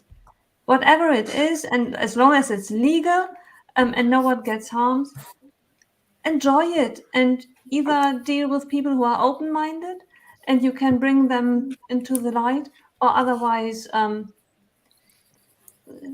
surround yourself with people who are open-minded and not mean. Yeah, absolutely. I tell you what, right, Nicole, what I was always taught to do: surround yourself with people that are more clever than you are. And that's exactly what I do all the time. That's what I'm doing here tonight, to be honest. It really is. And that's how you grow. I'd like and you to... know what? Go on, Greg. I was just going to say... you go first, and then I'll ask Jen a question. All right. I was just going to say, people that are normally are... that you find that are very blocky, very much will have something to say about it negatively, and normally basically projecting themselves on you. So it's them with the chip on their shoulder. And like I say, I don't really care what people think, to be honest. I just, as long as I'm happy, my family are happy, and my friends are happy, then I'm happy. Sorry, go on. No, I was going to ask Jen, what did because you're into like Funko Pops and loads of different things. So what did your friends and family think, first of all? And then we were talking to other AFOLs the other day, and we were trying to figure out, like, would your other half, as in your husband, boyfriend, girlfriend, wife, whatever, do you think they still would have been with you if they'd known before you're into what you're into? That's to you first anyway, Jen. That was a lot of questions. I know. Which one was the first one? Your friends or family? Yeah, so my family, I think they think it's weird for sure. It's just like anytime they come over, it's just this room. I'm surrounded by toys. I know you all just see this really nice background, but there's shelves and shelves of pops and then Lego and then more pops and then these backpacks. But I think they just think like, oh, whatever, she can do what she wants. Friends, I would say they do come in, they know I collect, but then they walk in here and they're like, oh, that's a lot of stuff. Yeah, like, oh, there's an entire room of this. Actually, like an entire room and a half. But yeah, and as far as my husband, like, I mean, we met online and we knew that we were nerdy before meeting each other. And it was more for me meeting him on our first date and be like, are you actually nerdy? He passed all the tests, got all the texts, and I didn't start collecting until probably the year after I met him, because I got my first Funko Pop, and then he actually bought me my second one, and then somebody gifted me a third one, and he bought me the fourth one because he was like, "Oh, they need, Cersei needs to be with Tyrion." Yeah, like you love Snape, so I got you a Snape, and just a bunch of things like that. I don't think he expected it to turn into this, but he's very supportive. I collect pops as well. What was your first pop? Dark Phoenix. From Marvel. Oh, that's a good one. Yeah, but the really old one, from the poses that they all like, their chunky legs. Yeah, they make them very differently now. They're much better now. They put more effort into it. Yeah, no, my first one was, it was the PlayStation 4 Spider. No, it wasn't. Yeah, it was the Spider-Verse Spider-Man. That's what it was. And I wasn't even into pops at the time, but I used to watch this YouTuber, and he was like, "Oh my God, this is a cool one," blah. And I was like, "God, I really like that." And it was quite rare at the time. And I went and bought it. And my wife was like, "Oh, you're collecting more things?" And I was like, "Oh, this is just one thing. This is, oh my God!" It ended up being like more and more. And then I decided. A long time. I haven't done anything with it, but I set up a Funko Pop channel as well, which I'll reboot it. I keep saying it every time I talk to Greg, but I'll get there. It's kind of hard though to manage the main channel, and then but shorts will help, I think, a lot with the Funko Pop channel. Definitely. Yeah, oh my God, I'm so sorry about the dogs. It's cool. Don't worry. Yeah.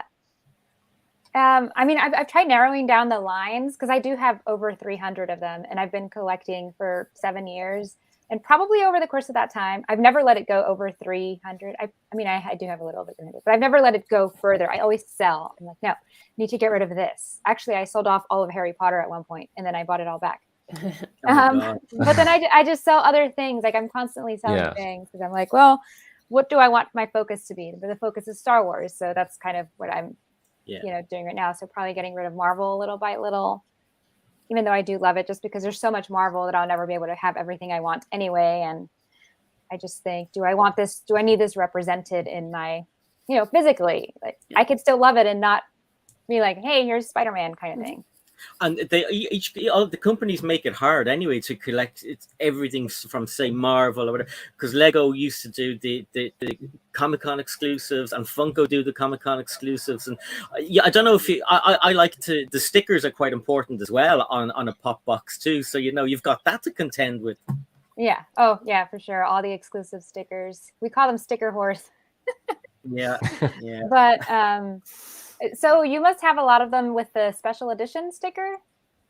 They're hard to get in Ireland, but I do have some with one with an original SDC Comic Con, and then loads of different ones. But we don't get Target stickers over here because we don't have Target. So it'll be hard for you to get like the official stickers. So there's the silver special edition sticker that people frown upon over here, and they're like, yeah, exactly. It's just like you put your nose up. But the ones that I don't even think about it.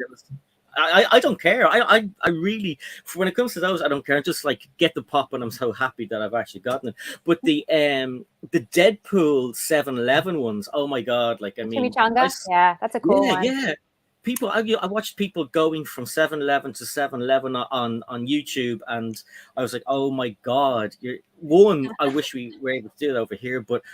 Some of them got really lucky, and some of them just didn't get them. Some got mangled boxes, or the people in the shop were like, "Oh, they're down there in the fridge," and they're like, "No, I don't want soda. I want a proper, it's a Funko Pop. Honestly, I was looking for that one too. And I drive an electric vehicle. I don't even drive gas, but I was like going from 7-Eleven to 7-Eleven trying to find the Chimichanga Deadpool for like friends of mine. Never found it locally, but yeah. Do you watch Top Pops? I was wondering if that's the YouTuber you were talking about. No, I don't watch Top Pops. I know who he is, obviously, in the community. I almost met him at a pop swap in California I went to last month because it's like a small mom and pop shop in California, and they had pop-up shop. And they had pop influencers there, and I was one of the featured ones, and he was going to be the supposed headliner, but he ended up not being able to go because of an illness in the family. But I was like, man, I was going to meet Top Pops. I could have gotten a selfie with him. He's brilliant. Like, I've been watching him since he was. He's brilliant, and he's 19, and he has like millions of followers. Crazy. He used to just basically get his pops, put them on the carpet against the wall in his bedroom, and just talk about them. And now he's like, the big time. But no, the YouTuber that got me into them is a guy called Jay Shockblast. He's a video game YouTuber, but he collects everything. Yeah. Cool. I don't think I've heard of him, but Top Pops, everybody knows who Top Pops is. Yeah. So I certainly would like to see you kick off your Funko Pop channel. Let's see how they go. I will, and I've been trying to get more into the Funko Pop kind of community and kind of network, and now I have a new friend who's technically in there. So because I like doing live streams. It'd be pretty cool to do a Funko Pop live stream because I know a lot of people on the panel right now have them. So we'd be able to do a Funko Pop when there's people in the chat talking about Funko Pops as well. So I think we could. I think we could do it. Sure. I think I've always wanted to see a panel of Funko Pops versus Brickheads, almost like a case, a use case scenario of using them. But no, very cool. I collect the odd Funko Pop, but yeah, I'm nowhere near in the same league as you guys. I wish I had less. If I could have 100, it'd be perfect. But I don't know. There's too many that I like, and even as much as I take out, I'm like, oh, but there's new things. So I know it's so addictive. It's so addictive. I actually had to put most of mine into the storage unit with all my other Lego. Very cool. Right. Now then, the time is running away with us at the moment, so we need to see some pickies, Si. So okay, folks, if you've got any pickies you want to send me your pickies. I've got loads to show you tonight, and then we can start winding down a little bit because we're just over 3 hours as well, which is very cool. So anyway, let's get some pictures. First of all, I was chatting this morning very early, must be very late where he was. Martin from BrickSnaps, and he was sending me pictures. And he was sending me pictures. He was saying that he was kind of standing quite awkwardly next to his castle. I suggested to him a very nice pose that he could use for posing next to a castle. So I sent him this picture. So you never know, folks. Coming up soon, that's the pose I use if I happen to be standing next to something particularly massive made of Lego. It really is a thing. Honestly. That was only about 5 foot, that thing, wasn't it? So. Yeah, it was. It looks bigger. It looked bigger from everything does on camera. It does. It really does. I was heavier on camera as well. It's the thing. But anyway, look. This is Martin here in his workshop. But check out the castle. Barry, prepare yourself. There you go. Look at this. Look at that That's the Queen of Hearts one. He didn't take your advice.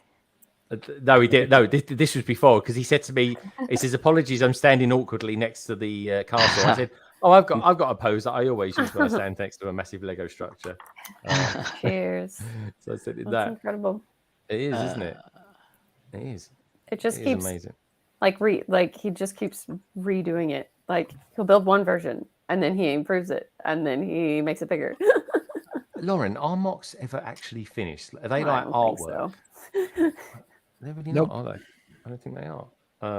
Maybe if I get into mocking, and I will get into mocking one day, folks. I actually find like Cabbage's program that he does I call it a program. It's like a show, I suppose. A program. But it is like a program. It genuinely is. It's one of my. That's because of the panel that's on it that you think it's like a program. I know, but it is. But it is genuinely a hard thing to do. I mean, I take the mickey out of them, but that's just entertainment. But it is a really hard thing to do. Like mockumentary is a really hard thing. Like conceptually wise, it's very easy, but in practice, it's really hard because you're trying to think what you're doing and host a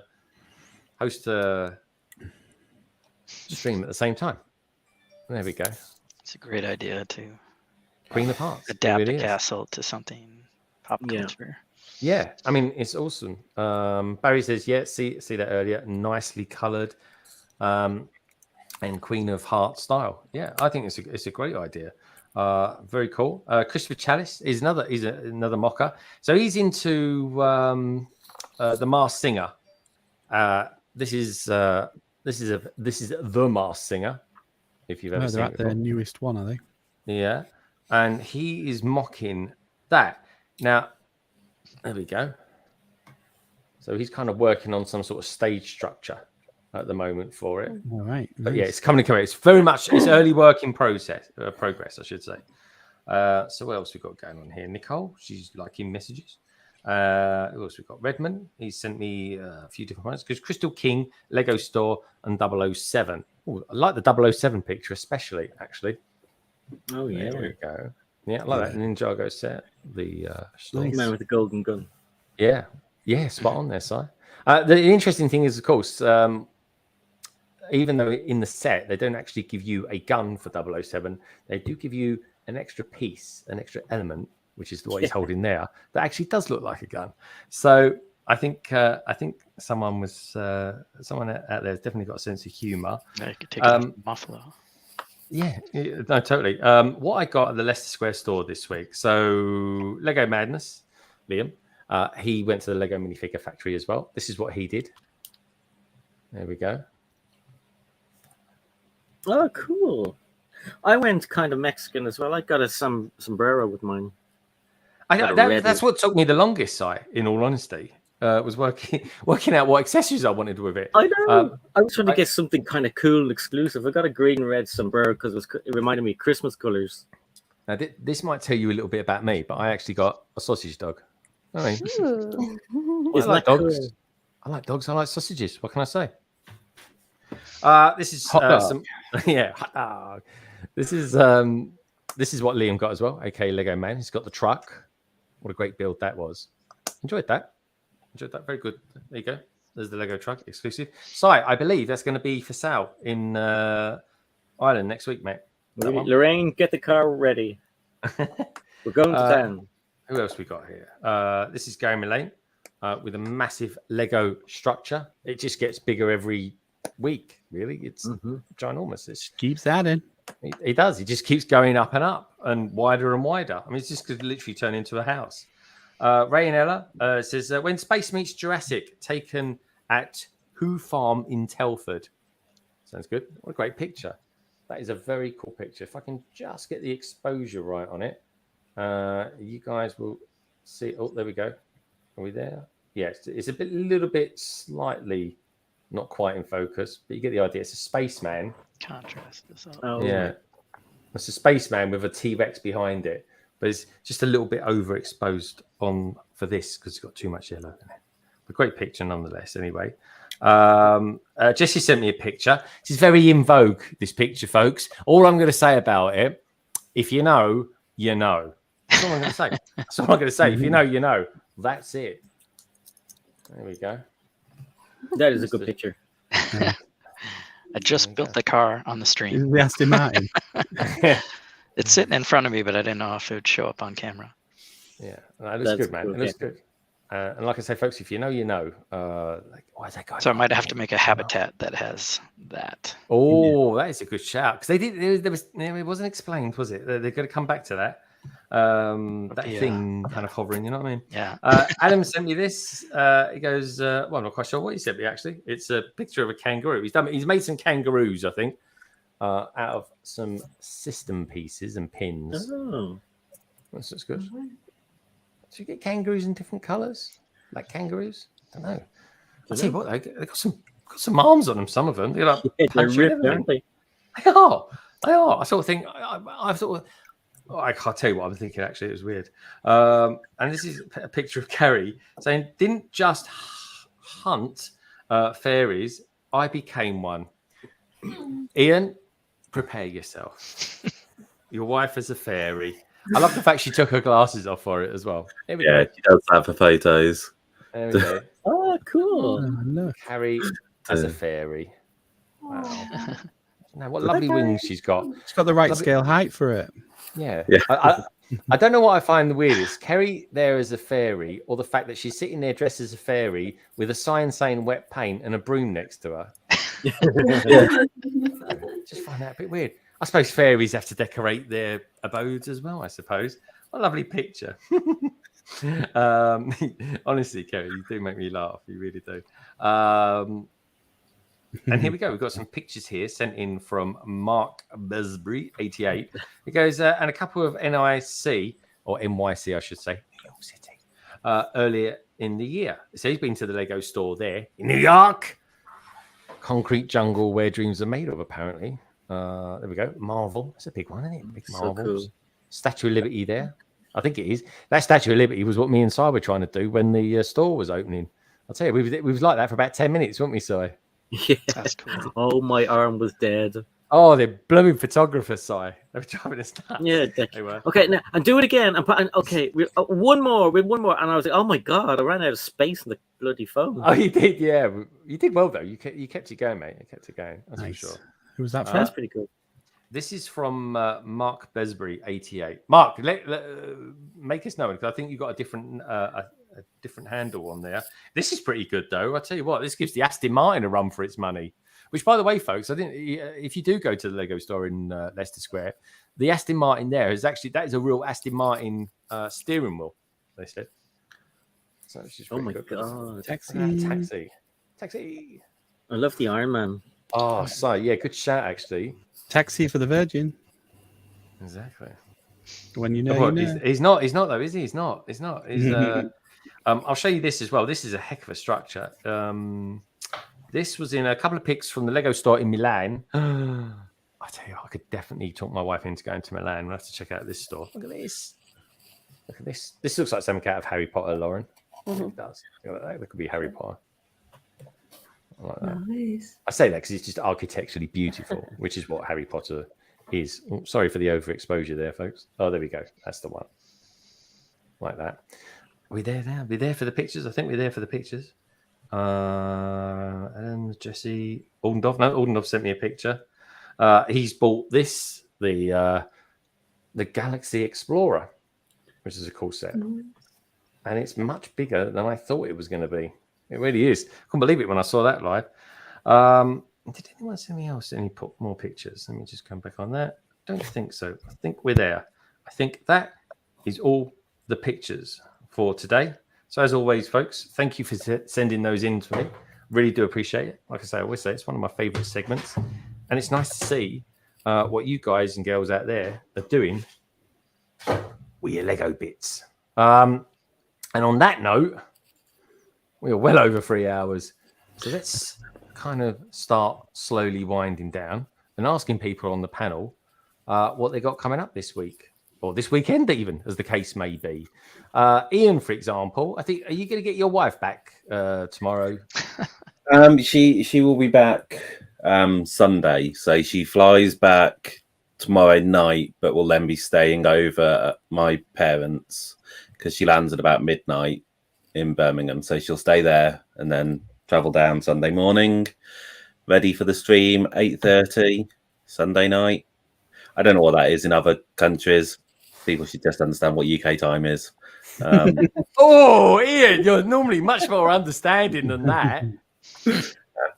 He's had the kids on his own for God knows how many he has years. had the kids on his own. Yeah. Patience has gone out the window. Oh. And I've built this today. Oh, nice. Oh, let's have a look at that. Oh, that's cool. So, gets to build while she's not there. Look, he's like a rebel. Yeah, you can build what you like. Yeah. Well, I went and looked in the cupboard, and it was mainly Harry Potter, friends, and elves, which I know I'm not allowed to build. So there wasn't that many to choose from. I thought I'd go for Technic because Carrie can't build Technic. Even when she's not there, he's in Even when- fear. yeah, exactly. But if it makes you feel better saying it, say it. Did you lick some of the sets in the cupboard just to rub it in? You know what you should do? Every time licking Lego, just it's never appealed to me for some reason. Oh, get one of her favourite sets, right? Just to wind her up, jokingly, and put it in the chicken coop and throw some seeds over it and take some video and just see what she comes back to you with. Amazing. He wouldn't do that. He's too nice. He's too nice. It's love. Honestly, it's pure love when they're together. Them two. All right. So 8:30 UK time on Sunday, folks. That's 3:30 EST USA time. Jessie's Brick Galaxy, dude. What are you up to this weekend? Boy, in about 2 hours, I'll be on another stream here with some friends. We do Friday Night Bricks with Larry Legend and Hope Castle. I love Larry. Might wait on spoilers. Usually do spoilers for Marvel content. So She-Hulk is not creating a buzz on yet. So I'm not sure if we're going to cover that, but I did enjoy talking about that briefly. And I think the show's going to do really well. I think it's going to do really well. I liked it. I thought it was good. Yeah, it's got good content, I think, and people don't want to see the same superhero action movie style in these TV formats, but I think if you know going into it, like about the fourth wall, you know what to expect. I liked it. I really liked, that way it was done. Yeah, I did as well. Especially, when she does it, like one part of it was quite unexpected. But yeah, it was good. It was really good. Parts I laughed out loud at. I was really good. Yeah. I like the chemistry. She's got sass as well. The actress has got the character. Yeah. To give it a little bit more than what we've seen before, where we're getting a little bit of pushback, and I quite like that. Yeah. One episode in, and we got new Game of Thrones stuff and all kinds of things to watch. I'm trying to finish Sandman.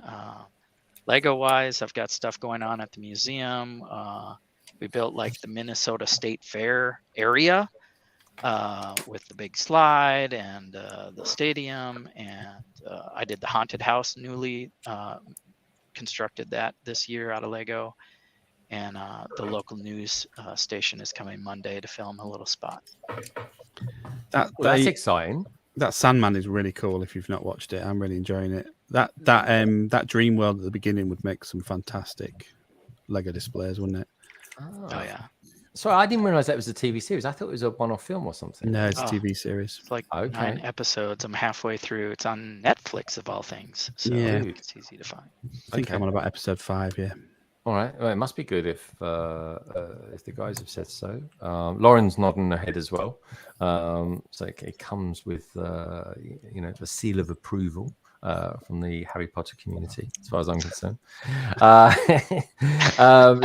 I'm just saying, you are all things Harry Potter to me. What can I say?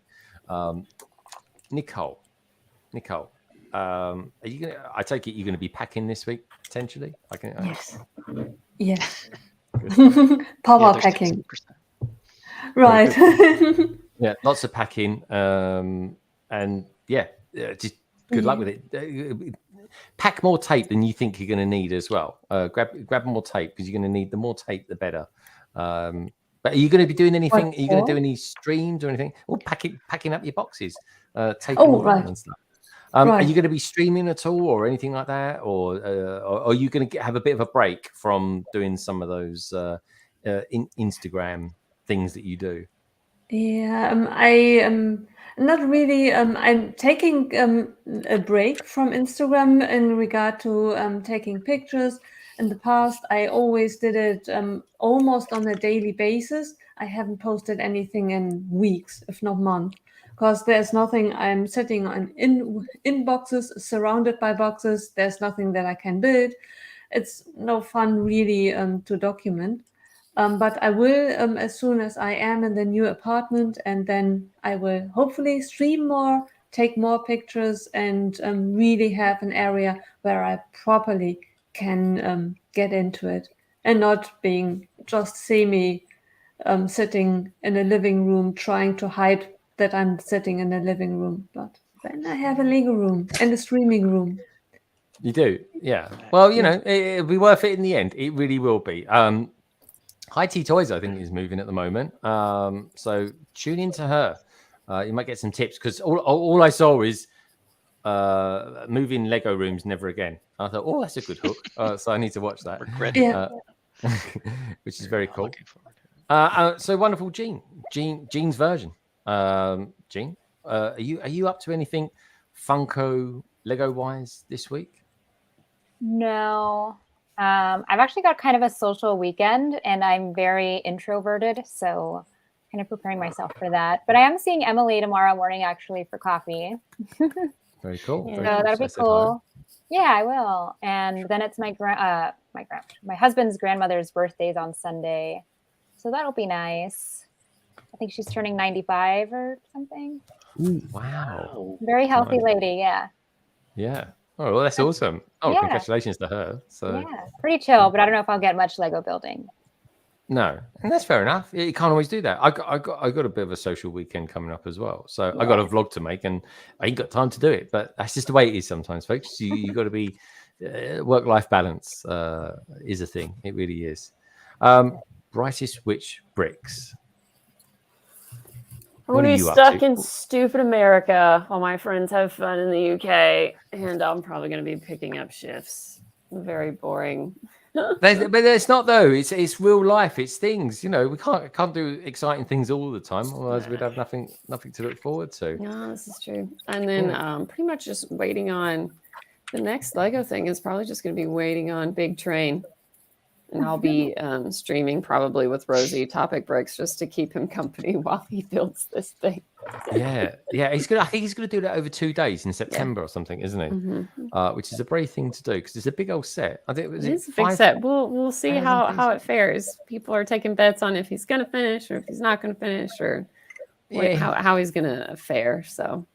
How long is he giving each stream? Is he like doing 8 hours each? I think 8 hours each, yeah, a total of 16. But like when you're on, you know, depending on chat and like when he's streaming, who knows when. But luckily I'm off work at the time, and so we've got that. And then almost the next weekend, the Text 24-hour stream is going to be happening as well. So a lot of fun and a lot of indeed stuff to look forward to. It's just nothing this weekend. Is it? Oh, that's cool. That's cool. Wonderful BrickStagePass. Thank you for all your insights as well tonight, mate. They're always super interesting. You got anything coming up this week, my friend? Hopefully I will be streaming at some point because I want to do something for the Bricks O'Brien Stand Up for Cancer.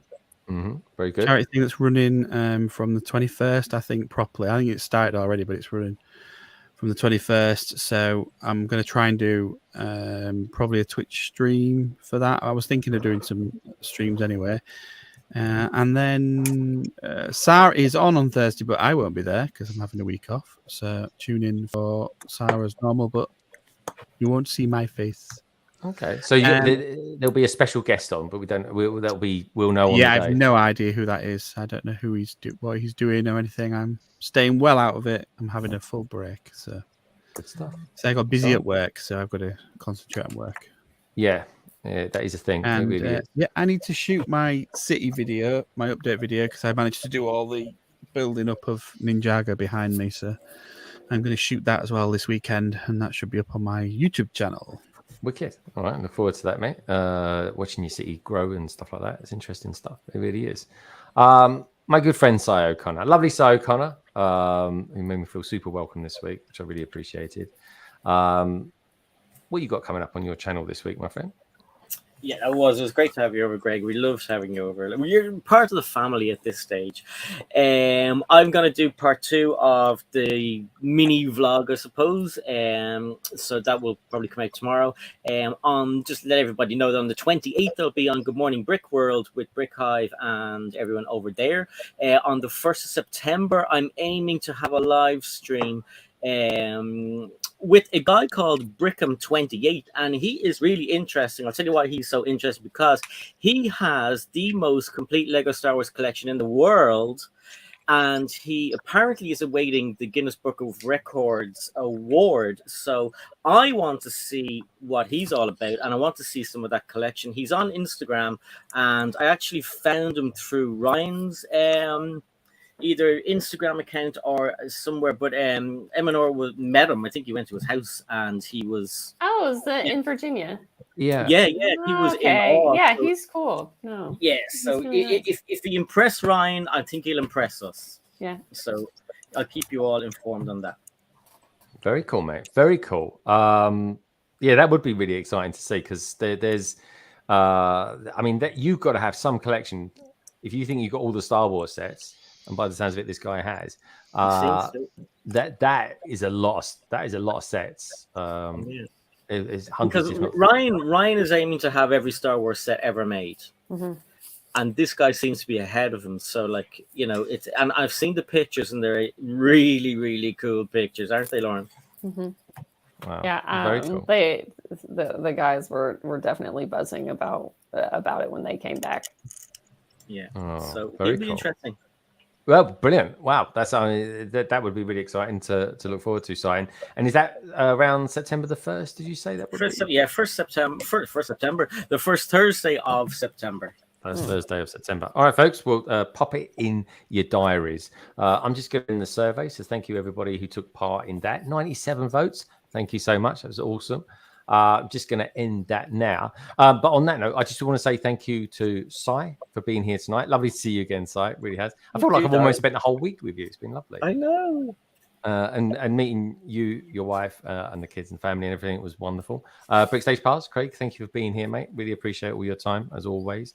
Lauren, super appreciate you being here. Of course. Wonderful, you know that. And please do check out Lauren on, I think it bought me maybe a week ago, 10 days ago, from Cali Brick Click, talking about Chicago. It was really good, because I was kind of thinking to myself, oh, should I go Brick Fair Virginia, Chicago? The choice of the two, based on what you said, and basically, yeah. Definitely Chicago all the way for me. Wonderful debut as well from JeansVersion. Jean, thank you so much for being here. It was really nice to have you here. It really was. You're wonderful. And please do check out everyone, folks. All the details are down in the description below. Nicole, lovely to see you. Try and have lots of fun when you're boxing up your stuff. Listen to some podcasts like the BrickBods or Cali Brick Click or King's Brick podcast as well. Listen to them. It's really cool. Keeps you in the zone as well. Jessie, lovely to have you here, as always. Really nice to see you, dude. And, of course, Ian. Ian, you know what? I was super interested to know what you'd be like streaming with you tonight without Carrie. And I think you did very well, my friend. I think you did very well.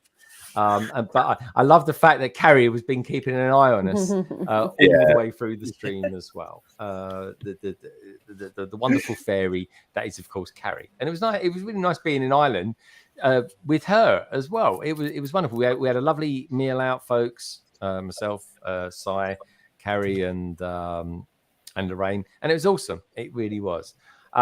Anyway, to just take one last look at the survey. Have you ever visited a Lego store in another country? Very close. 52% said no. 47% said yes. And I guess 1% couldn't make up their mind. But yeah, that's incredibly close. That's so much closer than I thought it was going to be. But anyway, folks, on that note, I should say, thank you for everybody for tuning in tonight. The likes of course, Lego Bear, Ozzy Adams, Gregor Craig, KO, Seymour Bricks, Andy Seston. Lovely to meet you, mate. Get yourself out there in a lug. And you can always reach out to us as well if you need to. Yeah. Simon, Fooling with Bricks, Axel Plate, Mark B, Snalena, Chris Chalice, Tangent, John, and of course, Carrie, to name but a few. Folks, have a wonderful weekend. And please do remember that Lego is a wonderful thing. And each and every one of you peeps out there are too. Take care, everyone. Have a wonderful weekend. And I will see you tomorrow at 5 p.m. UK time, 12 p.m. EST with a chance to win a year's subscription to Blocks Magazine. Check it out, folks. Have a good one. And I'll see you soon. Bye. Bye.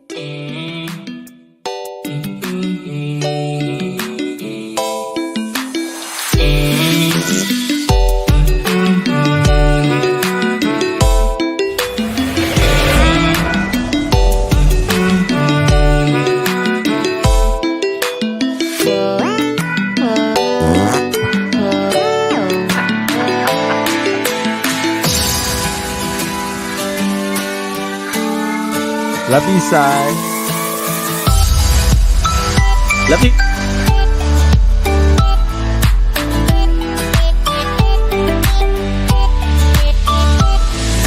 Love you, Craig.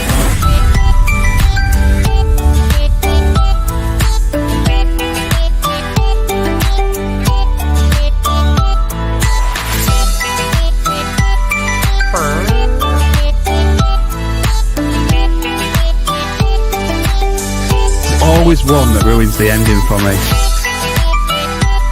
Shut up, Craig. Shut up. And what you do with that chicken?